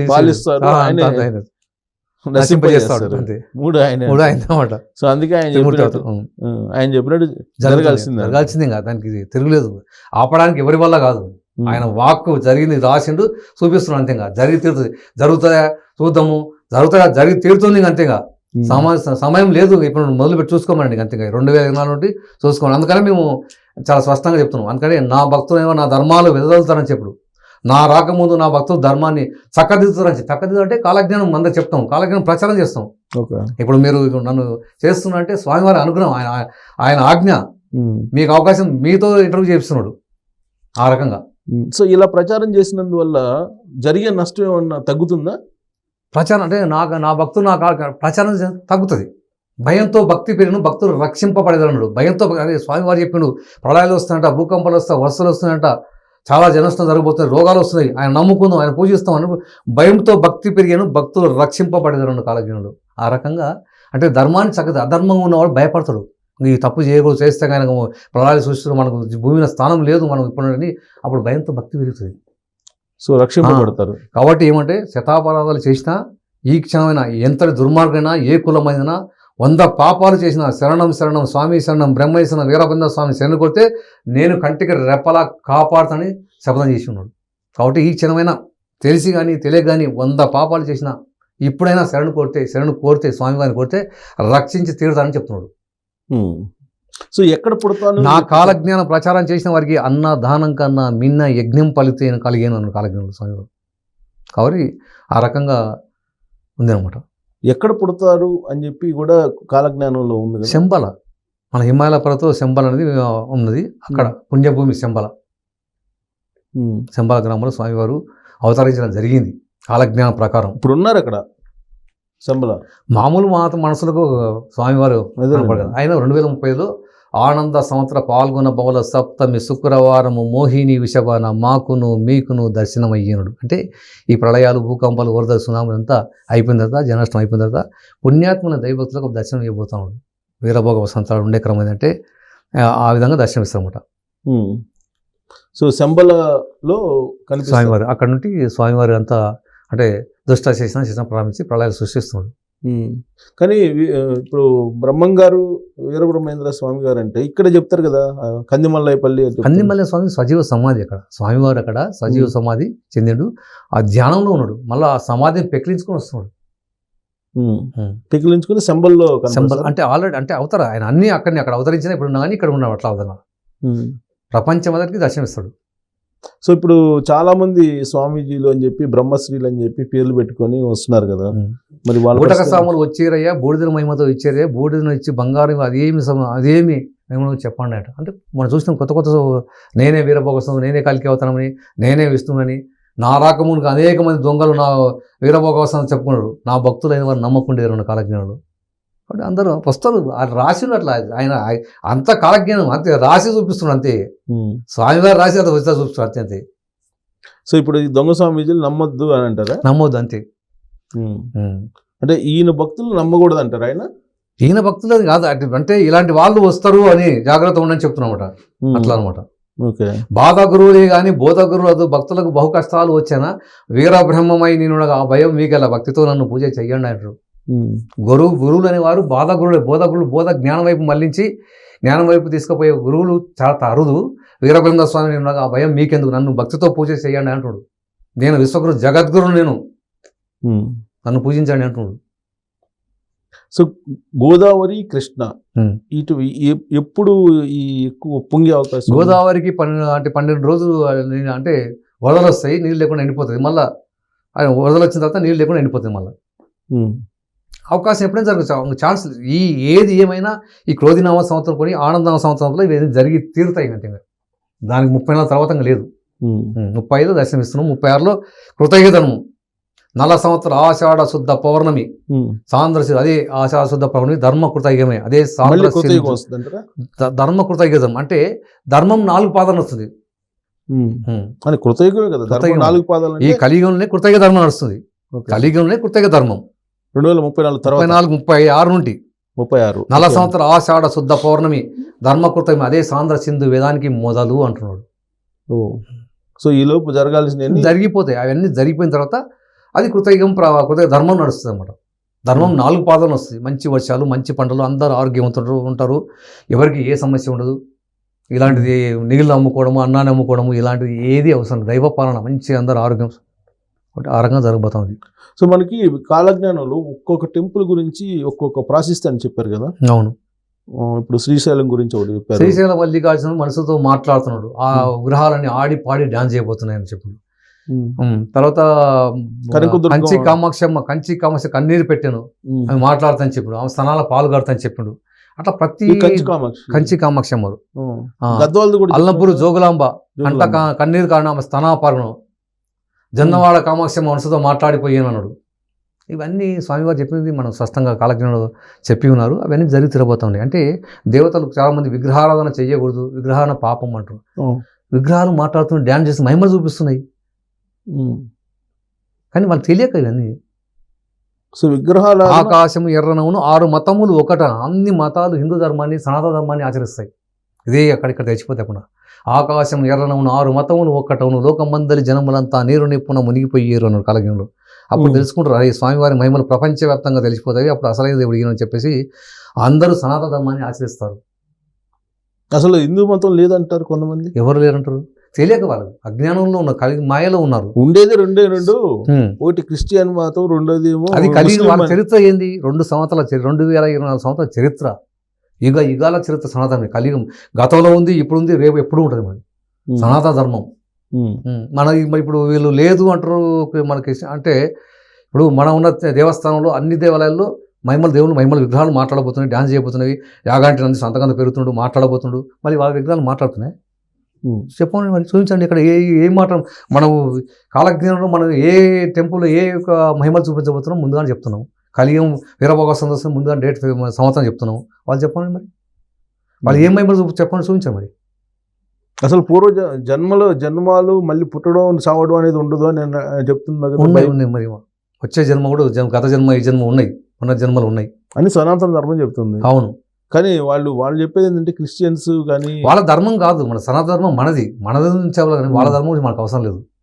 అవసరం లేదు. కానీ వాళ్ళు ఏంటంటే అసలు హిందూ మతమే లేదు, సనాతన ధర్మం లేదు, వాళ్ళ ఏ ధర్మం వాళ్ళ చరిత్ర చెప్పండి. ఇదేదో కొంతమంది కావాలని కొంతమంది కోసం ఇప్పుడు పుట్టించింది అని అంటారు. మనము ఇప్పుడు హిందూ ధర్మం గురించి సనాతన ధర్మం గురించి చెప్తున్నాము స్పష్టంగా, ఏం జరగబోతుందో, ఏ దేవాల్లో ఏ మహిమలు చూపబోతున్నారు, ఏం రాబోయే కాలంలో భవిష్యత్తు ఎలా ఉండబోతుంది, కృతజ్ఞతనం ఎప్పుడు జరగబోతా ఉంది, వీరభగవంత కలికి అవతారం ఎప్పుడు రాబోతుండు, స్పష్టంగా చెప్తున్నాం. మళ్ళీ వాళ్ళు చెప్పండి ఏముందో వాళ్ళ గ్రంథం చెప్పండి. వాళ్ళ చరిత్ర 2000 చరిత్ర, కలియుగ చరిత్ర. ఈ కలియుగంలోనే అంటే శాఖోపశాఖగా విడిపోయినమాట. ఈ సనాతన ధర్మం నుండి ఒక చెట్టు నుండి కొమ్మలు విడిపోయినాయి. ఆకాశము ఎర్రను 6 మతాలు ఒక్కటవును. అన్ని నదులు కలిసి ఒక సముద్రం కలిసినట్టు ఈ చిన్న పిల్ల కలిసి అన్ని మన హిందూ ధర్మాన్ని ఆచరిస్తాయి. త్వరలో 34 లోపలనే త్వరలో అంటే గేమ్ అంతే. అప్పుడు తెలుసుకుంటాం అంతేగా. అప్పుడు దాకా నడుస్తుండే. సో ఇంకోటి ఏంటంటే ఏనుగుకి పంది పుట్టాను అనేది అవన్నీ జరిగిపోయినాయి సార్, జరిగిపోయినాయి. ఏనుగు కడుపున పంది పుట్టాను, పందికి కడుపున ఏనుగు పుట్టాను, వేప చెట్టుకు అమృతం కారాను, ఇవన్నీ జరిగిపోయినాయి. ఎప్పుడో జరిగిపోయినాయి, ఎన్నోసార్లు జరిగాయి, ఒక్కసారి కాదు చాలాసార్లు జరిగాయి. ఏది పందికి ఏనుగు, పంది పడుకున్న ఏనుగు, పంది కడుపున ఏనుగు పుట్టాను అంటే ఏనుగు ఆకారంలో ఉండి దంతాలుండి అవి మొత్తం చాలాసార్లు జరిగిపోయింది. మీరు గూగుల్లో సెర్చ్ చేయండి, చాలాసార్లు జరిగింది. గోవు విషయంలో కూడా చెప్పినట్లు ఆవు కడుపున మనుషుడు పుట్టాడు, మనసుతో తర్కవాదం చేసాడు అన్నాడు కాలజ్ఞుడు. అది జరిగిందా? జరుగుతుంది, జరగవలసింది, భవిష్యత్తు వాక్యం జరిగి తీరుతుంది. ఇది ఆవు కడుపున మనిషి పుట్టాడు, మనసుతో తర్కవాదం చేస్తాడు. ఇది ఆవా పుట్టినట్టు మనిషి ఎట్లా. సో ఇవన్నీ జరగవలసిన భవిష్యత్తు వాక్యాలు ఇవన్నీ 34 లోపు జరుగుతాయి. ఇవన్నీ సందేహం లేదు, అందులో ఏం మాత్రం డౌట్ పడాల్సిన అవసరం లేదు. అందుకని మనము స్పష్టంగా చెప్పడం జరిగింది. కలియుగానికి వీళ్ళు కీర్తిశకానికి 44 చాలామంది కలియుగం ప్రమాణము 4,32,000 సంవత్సరాలు, ఇప్పుడు జరుగుతుంది 5,000 సంవత్సరాలు. ఇప్పుడే ఇక్కడ వస్తాడు, ఇంకా చాలా ఉంది. వీరభోగవసంత ఇప్పుడు కలియుగం అంతా చాలా ఉంది, ఇప్పుడే వస్తున్నా చెప్తున్నా అని చాలా మంది తెలియదు. అవును, చాలా మంది అదే చెప్తారు, తెలియదు, చాలా ఉంది తెలియదు. 5,000 సంవత్సరాలు నేను వస్తున్నా అవతారం ఇచ్చిండు, గంట కొట్టి మనం గంట వాయి చెప్పగలము. సో ఇప్పుడు ఇక రాబోయే రోజుల్లో ఇక ఈ ఎన్నికలు, పరిపాలకులు, పాలకులు ఇవన్నీ ఉండవు. 29 లాస్ట్ ఎండింగ్. 29 అంటే మనకి ఇప్పుడు 29 ఎలక్షన్ జరిగితే 29 మళ్ళీ ఎప్పుడు నెక్స్ట్ ఇయర్లో ఉంటుంది. 29 లాస్ట్ అంతే. 32, 34 మళ్ళీ ఎలక్షన్ అనేది ఉంటుంది కదా, అయితే లాస్ట్ అనుకోండి. అంటే 4 సంవత్సరాలు 5 సంవత్సరాలు అధికారం ఉంటారు. 29 లెక్కేసి 5 సంవత్సరాలు ఎంత అవుతుంది, 33 వరకు ఉంటారు అధికారం. 30 ఇంకా తర్వాత నరేంద్ర మోడీ గారు చాలా సందర్భాల్లో నేను దేవుడితో మాట్లాడతానని చెప్పేసి అంటున్నాను. ఆయన దైవ స్వరూపం అనేది ఆయన ఫీలింగ్ కూడా అప్పుడప్పుడు వ్యక్తం చేస్తారు. ఉండొచ్చు. అదేమన్నా కాలజ్ఞానంలో చెప్పారా నరేంద్ర మోడీ? ఇదేమన్నా ఏం లేదు, కాలజ్ఞానం ఏం లేదు. ఆయన అదే దేవుడితో మాట్లాడాలని చెప్తుంటాడు. ఉండొచ్చు, మాట్లాడుండొచ్చు. సో ఆయనే పర్మనెంట్ రూల్ చేయటం. పర్మనెంట్ రూల్ అని నేను చెప్తాను. 2014 ఎండ్ అయిపోయిన తర్వాత పర్మనెంట్ రూల్ అంటే భక్తిపరంగా ఉన్న వరకు ఆ స్వామి దైవ పాలన జరగబోతా ఉంది. ఇంకా వీరభోగవసంతలు వచ్చి ప్రపంచం 7 దీవులు ఏకచక్రం ఎగులుతాను బ్రహ్మాండం అంత అంటాడు. ఇంకా పర్మనెంట్ రూల్ ఎలా అవుతుంది? 29 లాస్ట్ ఎలక్షన్, 34 వరకు అధికారులు ఉంటారు. తర్వాత ఇంకా ఈ రాజకీయ నాయకులతో అవసరమే లేదు. ఏమొస్తుంది? దైవమే పాలిస్తుంది. దైవమే వచ్చి భూమికి వచ్చినప్పుడు వీళ్ళతో అవసరమే ఉంది. అంటే ఆయన ఏమంటాడంటే దైవంతో సంభూతుడు అనుకుంటున్నాడు కదా ఆయన. అవును, సంభూతుడు అయితే వీరభోగ వసంతరాయలు గారి రూపంలో తనే ఉన్నాడని. వీరభోగ వసంతరాలు నరేంద్ర మోడీ అంటారా మీరు? నేను ఆ మాట ఆయన అప్పుడప్పుడు దైవంతో సంభూతుడే అని అంటారు. ఇప్పుడు ఆయన భక్తులు ఏమంటారు, కొంతమంది అన్ని రూపాలు ఆయనేనని చెప్తుంటారు. ఆయన భక్తులు ఎవరి భక్తులు? మోడీ భక్తులు. మోడీకి భక్తులు, భగవంతుడు. ఆయన భక్తులు ఉన్నారు కదా మోడీకి. అయ్యో లేదు, మీరు అనుకో రాజకీయ అభిమానులు ఉండొచ్చు, ఆయన గౌరవించే వ్యక్తి ప్రధానమంత్రిగా ఉన్నాడు కాబట్టి ఆయనకు అభిమానులు ఉండొచ్చు, చేయొచ్చు. కానీ ఆయనకే కదా అభిమానులు అందరూ ఉంటారు. భక్తులు అంటే భగవంతునికి భక్తులు ఉంటారు, కానీ మనిషికి భక్తులు ఎలా ఉంటారు? ఆయన అటు భావిస్తున్నాడు భగవంతుడు. సో ఆయన నరేంద్ర మోడీ ఈ మన బండి సంజయ్ గారు అన్నారు కండి నా దేవుడు అని, వాళ్ళ అభిమానంతో అంటున్నారు. దేవుడు అంటే దేవుడు కాదు చెప్పేది అదే. ఇప్పుడు ఆయన కొంతమంది దేవుడు వాళ్ళు దేవుని రూపంలో చూసుకుంటున్నారు ఆయన, అంతే ఆ రకంగా అట్లా అనమాట. సో ఇంకా ప్రత్యేకమైనటువంటి ఇప్పటి వరకు మీరు ఎక్కడ బయట పెట్టినటువంటి మార్పులు ఏం జరగబోతున్నాయి రాబోయే రోజుల్లో భారతదేశంలో ప్రత్యేకించి? ఒక భారతదేశం అని చెప్పడానికి కాదు, కానీ ఏది ఏమైనా అంటే రాబోయే కాలంలో ఈ జన నష్టం ఎక్కువ జరగబోతుంది. ప్రళయాలు, భూకంపాలు, వరదలు, సునామీలు, ఎటు చూసినా బీభత్సం. ప్రపంచం ఏం జరగబోతుంది అనేది ఎవరికి ఊహించని తరం కాదు. ఇప్పుడు మామూలు వర్షాలు పడవు, గంటలోనే ఊళ్ళ గ్రామాలు కొట్టుకుపోయిన వర్షాలు పడతాయి, తుఫాన్లు వస్తాయి, విపరీతమైన ఎండలు. ఇప్పుడు 53 అంటే అబ్బా ఇంత ఎండ అంటాం. రాబోయే 60, 65 డిగ్రీలు కూడా 70 డిగ్రీలు దాటే అవకాశాలు ఉంది. సూర్యుడు ఉగ్రరూపంగా వస్తాడు. ఆ వేడికి మానవ శరీర రక్త మాంసం కూడా ఇంకిపోతాడు. ప్రపంచం మొత్తం చుక్క నీరు కూడా ఉండదు. సముద్రాలు, నదులు, బావులు, చెరువులు, జలాలు లేక నీరింకిపోయాను కాలజ్ఞానం. కాబట్టి ఆ రకంగా ఆ వేడికి అగ్నివర్షం కురుస్తుంది. హంపి విరూపాక్షి 2 ఊళ్ళ మధ్య అగ్నివర్షం కురుస్తుందని చెప్పిన కాలజ్ఞానంలో. హంపి అంటే కర్ణాటక, మనం ఇప్పుడు రాజధాని ఎక్కడ అవుతుంది, అక్కడ ఆ ప్రాంతంలో హంపి విరూపాక్షి పక్కపక్కన 5-6 కిలోమీటర్ల డిస్టెన్స్ ఉంది. ఈ 2 ఊళ్ళ మధ్యన అగ్నివర్షం కురుస్తుందని చెప్పిన కాలజ్ఞానం. అన్ని ఈ 10 సంవత్సరాలు మ్యాక్సిమం మొత్తం అంతేగా, మ్యాక్సిమం కాదు, టోటల్గా 34 లోపల జరిగి తీరుతాయి. సో ఇది భూమి మీద యమదూతలు తిరుగుతారు. ఇవన్నీ ఏంటి? యమదూత నాటేమంటే ఇప్పుడు ఇవి సృష్టించినప్పుడు జనాభా నచ్చినప్పుడు యమదూతలకు అంటే బ్రహ్మకు సృష్టించే పని తగ్గిపోతుంది, యమదూతలకు పనిభారం అయ్యేనాడు. పనిభారం అంటే చనిపోయే సంఖ్య పెరిగిపోతుంది, లక్షల కోట్లలో ఉంటుంది. యమదూత వారి తక్కువ తగ్గిపోతుంది. బ్రహ్మదేవుని అంటే ఆయన సృష్టికర్త, సృష్టించే వారికి పని లేక పనిభారం కలిగి ఉంటాడు. వాళ్ళకి యమునికి ఏమో పనిభారం ఎక్కువవుతుంది. అంటే నశించిపోయేవారు, చనిపోయేవారి సంఖ్య కోట్లలో ఉంటుంది. అంటే శివదూతలు కనపడరా? యమదూతలు అంటే ఇప్పుడు శివదూతలు కనపడరా? అది. సో యమదూతలు అంటే కరాళ నృత్యం చేస్తారన్నమాట. ఇంకా చావు నృత్యం చేస్తుంది అంటారు రాబోయే రోజుల్లో. చచ్చిన వాడికి ఏడ్చేవాడు లేకపోయాడు కాలజ్ఞుడు. అంటే ప్రళయాలు, భూకంపాలు, వరదలు, సునామీలు, వైరస్ వచ్చినప్పుడు అందరూ ఊళ్ళు గ్రామాలు కొట్టుకుపోతే చచ్చిపోయిన వాడికి ఏడ్చేవాడు కూడా ఉన్నాడు. అంటే ఊళ్ళు మునిగిపోయినప్పుడు ఒక ఫ్యామిలీ ఉంది, కొన్ని ఊరు ఉంది, ఆ ఊరు మొత్తం మునిగిపోయినప్పుడు మొన్న జరిగిన న్యూపి గినాలో తర్వాత కొండ చెరువులు పడి ఒక గ్రామం మొత్తం 2000 మంది చచ్చిపోయారు. చచ్చిపోయినప్పుడు వాళ్ళ బంధువులు కానీ, ఫ్రెండ్స్, స్నేహితులు కానీ, పక్క వాళ్ళు కానీ ఏడ్చడానికి లేరు. చచ్చిన వాడికి ఏడ్చేవాడు లేకపోయాడు. ఒక గోతికి పట్టనంత మందిని పూర్తి చేయరన్నాడు. మనకు సునామీ వచ్చినప్పుడు చాలామంది లక్షల్లో చనిపోయినప్పుడు ఏం చేసినంటే ట్రాక్టర్లు తీసుకొచ్చి పెద్ద జేసీబీ తవ్వి ఒక గోతికి పట్టనంత 500 మంది 200 మంది పూడ్చడం జరిగింది. ఈవెన్ మనకు కరోనా టైంలో కూడా అదే జరిగింది. ట్రాక్టర్తో తీసుకుపోయి జేసీబీ తవ్వి అలా పూడ్చిపెట్టడం జరిగింది. ఒక గోతికి పట్టనంత మందిని పూడ్చారు. ఆయన చెప్పిన అక్షర సత్యంగా జరుగుతూనే ఉన్నాయి. ఇప్పుడు డాక్టర్లు గురించి ఏం చెప్పారు రాబోయే రోజుల్లో? వైద్య నిపుణులు లేని వాదులు పెంచి పెద్ద మొత్తంలో డబ్బు గుంజేరైనాడు. మనం చూస్తున్నాం, చిన్నదానికి అవసరం ఉన్నా ఏదైనా కడుపు వచ్చింది, జ్వరం వచ్చింది, ఏదైనా వస్తే అన్ని ఎక్స్రేలు తీయాలి, అవి తీయాలి, మొత్తం లేని అన్ని రకాల టెస్ట్ చేసి లక్షల్లో గుంస్తుంది.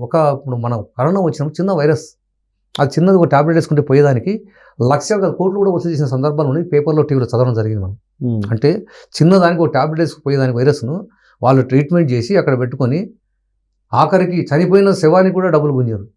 వైద్య నిపుణులు ఇలా లేని వాదులను పెంచి ఉన్నట్లు పెద్ద మొత్తంలో డబ్బు గుంజేరాయనాడు. అంటే అందరూ అలా ఉండరని కాదు, ఈ సమాజంలో జరుగుతుంది, కలియుగంలో చాలా ఆ విధంగా చేస్తున్నారు. ఇప్పుడు ఈ కుబేర్ల గురించి ఏం చెప్పారు కాలజ్ఞానంలో? కొంతమంది బాగా డబ్బున్న వాళ్ళే కొంతమందే ఉంటున్నారు కదా. అవును, వాళ్ళ గురించి. ఇక ధనవంతుడు అంటే ఇప్పుడు కుబేర్ల గురించి బీదా ధనవంతుడు ఒక్కడే రోజు కూడా రాబోతుంది. ఇప్పుడు వీళ్ళంతా ఏదో డబ్బులు కోట్లు సంపాదించుకొని దేనికి ఏం చేసుకుంటుంది? మనిషికి ఎంత కావాలో అంతవరకు. కానీ 100 కోట్లు 1000 కోట్లు స్కాములు, కుంభకోణం వేసి అది మరి దేనికి ఉపయోగపడకుండా వాళ్ళ దగ్గర ఉంటుంది, దానివల్ల ఉపయోగం లేదు.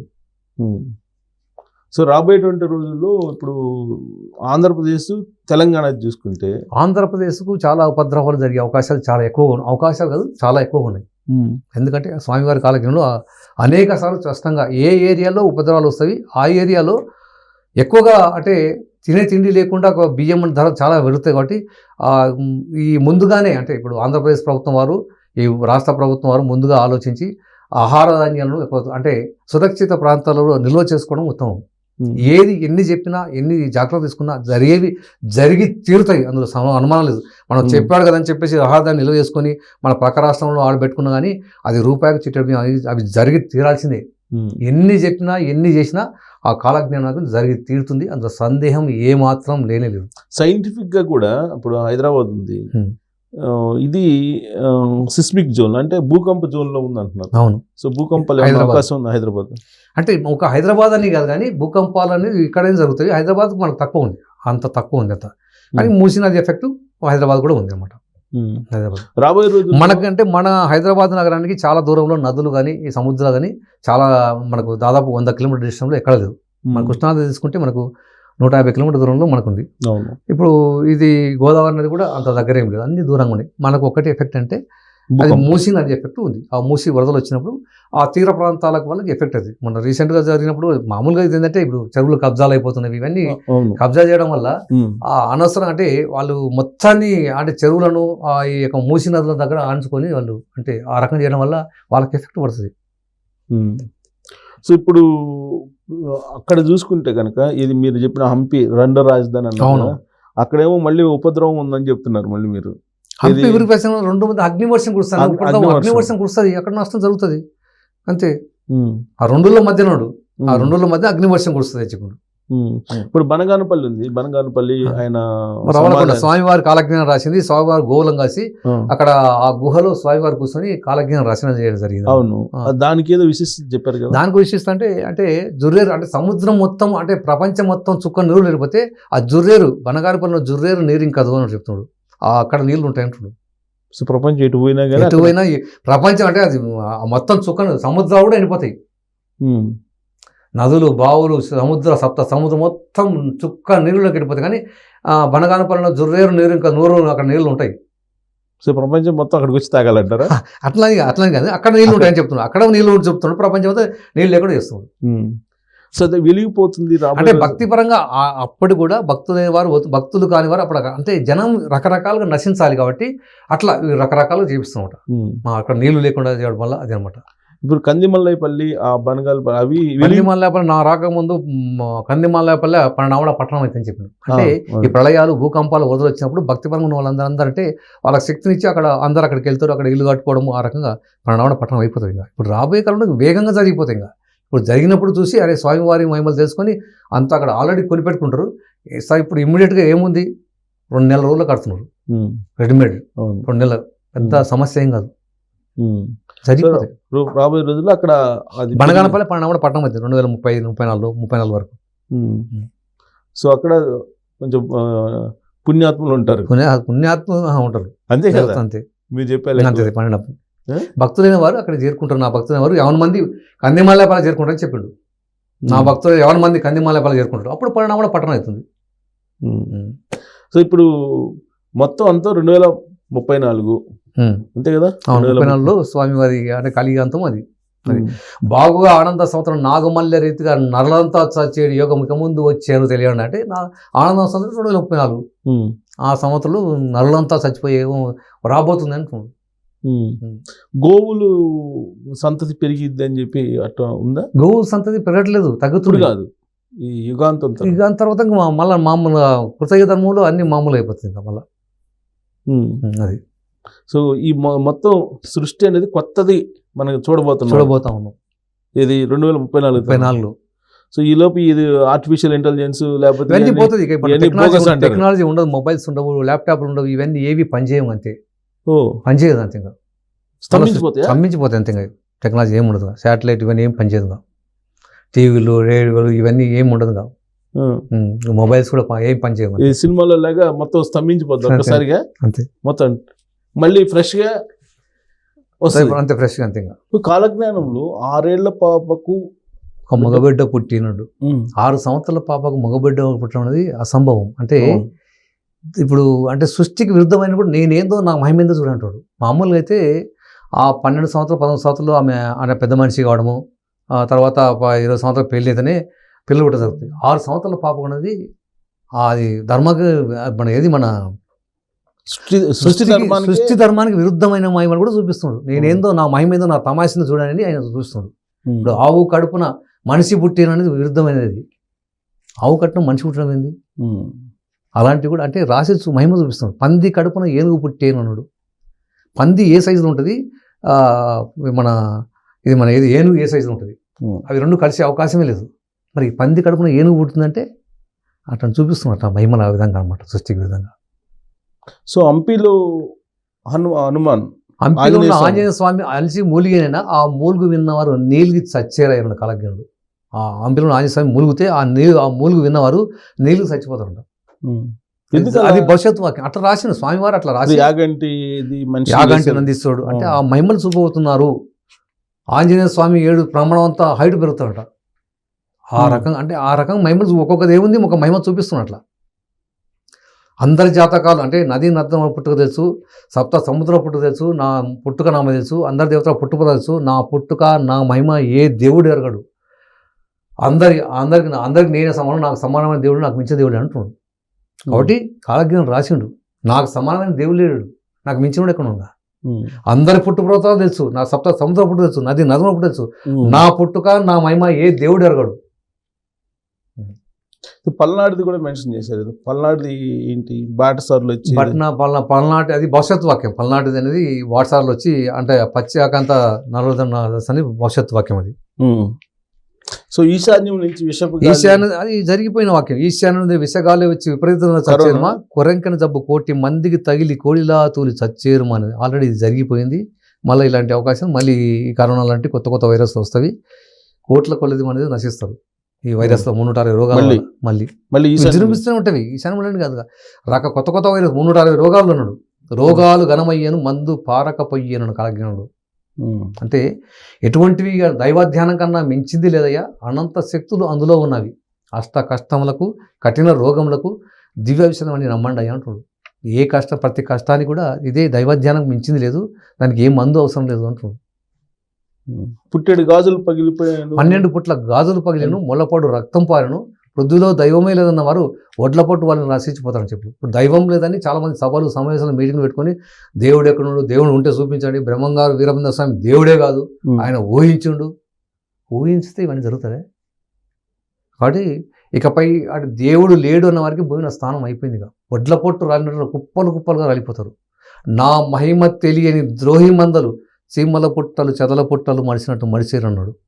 జరగబోతుంది కానీ ఎన్ని మహిమలు సృష్టికి విరుద్ధమైన ఎన్నో చూపించాడు, ఎన్నో రాశాడు, జరిగిన కళ్ళ ముందు జరుగుతున్నా కానీ తెలుసుకోలేకపోతున్నాం. అంటే కలిమాయ ఆవరించింది.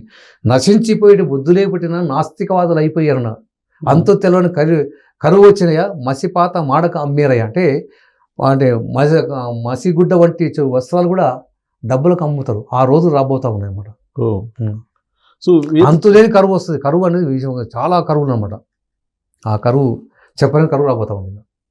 సో రేపల్లెలో ఈత చెట్టు అంటే ఈ ఈత చెట్టు ఒకటి పగలెల్లా నిల్చుండి రాత్రులు 12 ఇది జరిగిపోయింది. 2016లో జరిగింది.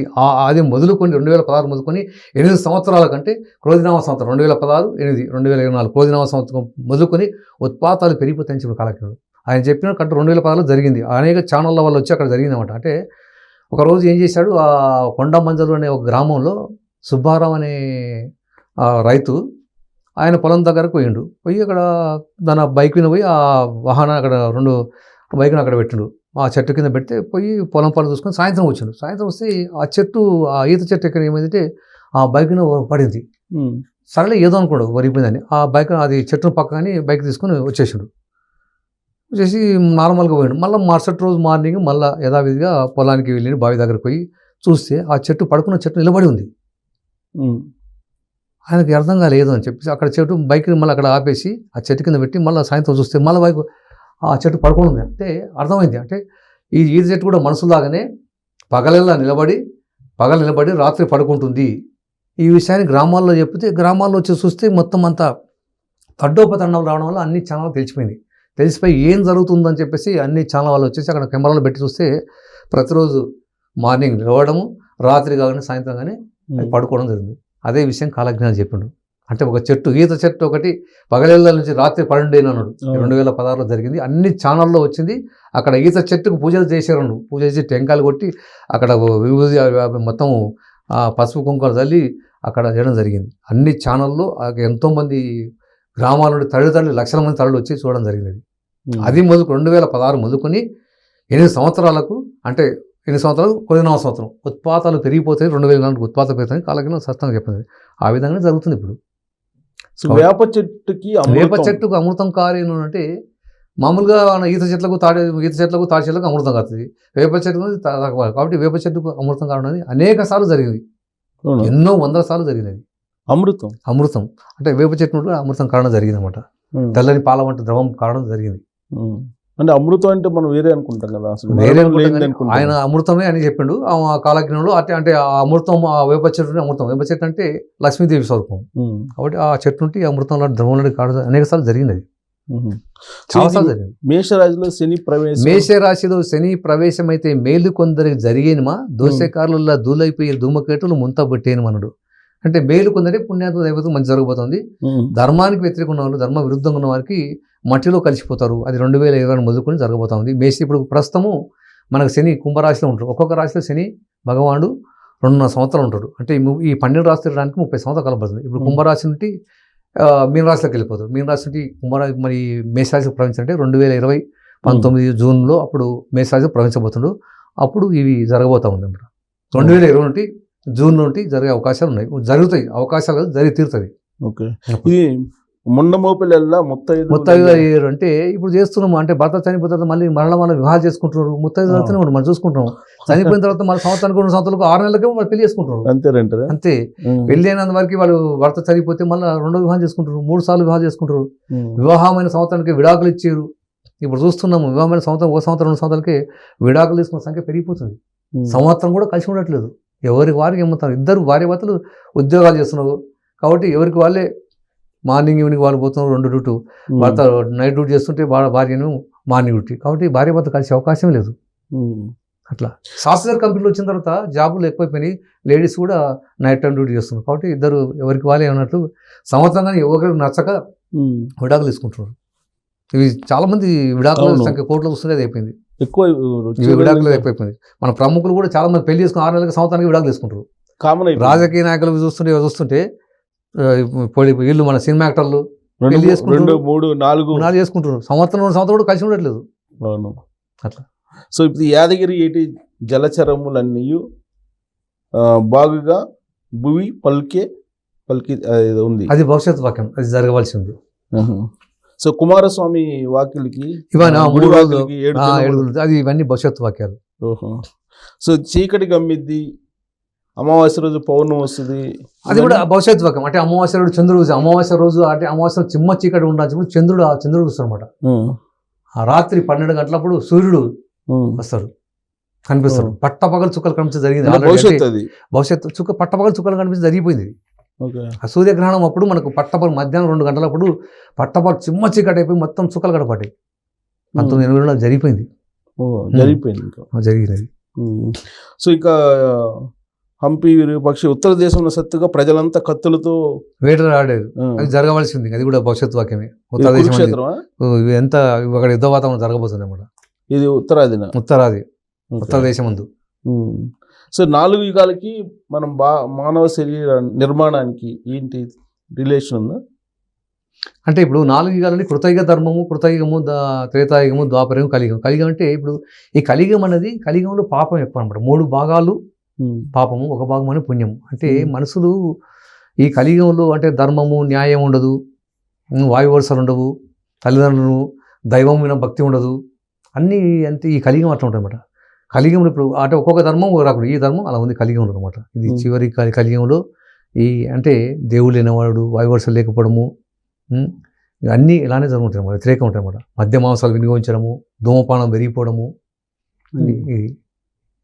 సో ఇవన్నీ కూడా ఇప్పుడు మనం వీరబ్రహ్మేంద్ర స్వామి గారు చెప్పిన దాన్ని ఎప్పటి నుంచో ప్రాచుర్యంలో ఉంది. ఇప్పుడు మీలాంటి వాళ్ళు దాన్ని ఇంకా మరింత ప్రాచుర్యంలో రాకముందు నా భక్తులు ధర్మాలు నా భూమిపై వెదజల్లుతారంటే ఈ కాలజ్ఞానం గురించి చెప్పడము, ప్రచారం చేసుకోవడం ఇలా జరుగుతుంది. అట్లా అన్నమాట. ధర్మం చక్కది అంటే స్వామివారు ఇలా చెప్పిండ్రు, ఇవి జరగబోతున్నాయి, ప్రళయాలు రాకపోతున్నాయి, భూకంపాలు రాకపోతున్నాయి, వరదలు రాకపోతున్నాయి. కాబట్టి భక్తితో ఉన్న వారికి ఏ భయం లేదు, భక్తితో భక్తులైన వారు రక్షింపబడేదన్నారు. కాబట్టి ఇవి అరే నిజంగా స్వామివారు మన కళ్ళ ముందు చూస్తున్నాము, జరుగుతున్నవి, భవిష్యత్తులో జరగబోతుందంట. అప్పుడు వాళ్ళు భయం పుడుతుంది, భయంతో భక్తి పెరుగుతుంది. అప్పుడు భక్తులు రక్షింపబడతారని చెప్తున్నాడు. అంటే ధర్మబద్ధంగా ఉండరు. ఇప్పుడు మనం పాపం చేయకూడదు, మోసం చేయకూడదు, అక్రమాలు చేయకూడదు, ధర్మబద్ధంగా ఉండాలి. దైవం అంటే భయం కలుగుతుంది. ఆ రకమైన వారికి రక్షింపబడుతున్నమాట. సో ఏ విధంగా రాబోయే రోజుల్లో ఈ ఉపద్రవాల నుంచి బయటపడాలంటే ఏం చేయాలి? స్వామివారు అంటే భక్తిపరంగా ధర్మబద్ధంకి ఏ భయం లేదు కాబట్టి ధర్మ మార్గంలో ఉండాలి. ఇప్పుడు ఈ శతాపురం 100 పాపాలు చేసిన ఈ క్షణమైనా పశ్చాత్తపడి స్వామివారిని శరణు కొడితే ఖచ్చితంగా అంటే రాముడైనా నేనే, కృష్ణుడైనా నేనే, సర్వంబు నేను తెలియదా, వాద భేదంలో ధరలో వస్తే వెంకటేశ్వర స్వామి వెలిసింది కాబట్టి అంతా నేనే. కాబట్టి ఎవరైతే భక్తి స్వామివారిని వేడుకుంటారో, నేను తప్పు చేసిన పొరపాటు వేడుకుంటారో వారిని ఖచ్చితంగా కాపాడి తీరుతానని చెప్పడం జరిగింది. ఆ విధంగా కాబట్టి భక్తితో ఉండడమే సరైన మార్గం. సో ఫైనల్గా మీరు ఈ భక్తులకి లేదంటే ఈ వీరబ్రహ్మేంద్ర స్వామి గారి స్వామివారు ఏం చెప్పారంటే, నా భక్తులు ఏమన్నా అంటే నా కాలజ్ఞానం ప్రచారం చేసిన వారికి అన్నదానం కన్నా మిన్న యజ్ఞం ఫలితం కలిగింది. కాబట్టి ఈ వీడియో చూస్తున్న వారు ప్రతి ఒక్కరు కూడా స్వామివారిని అంటే మనం ఇప్పుడు మొబైల్లో ఉన్నాయి కాబట్టి మనకు తెలిసిన వారికి ఈ షేర్ చేయడం వల్ల 12 మందికి మీ గ్రూపులో ఎంతమంది షేర్ చేస్తే మీరు కూడా అందరూ ప్రచారం చేసిన వాళ్ళు అవుతారు. కాబట్టి స్వామివారి అనుగ్రహం మీ అందరికీ కలుగుతుంది. కాబట్టి ప్రతి ఒక్కరు స్వామివారికి ఈ రకంగా ప్రచారం చేయమని చెప్తున్నాం జరుగుతుంది. Right and thank you Rajasekhara Reddy గారు, థ్యాంక్ యూ వెరీ మచ్.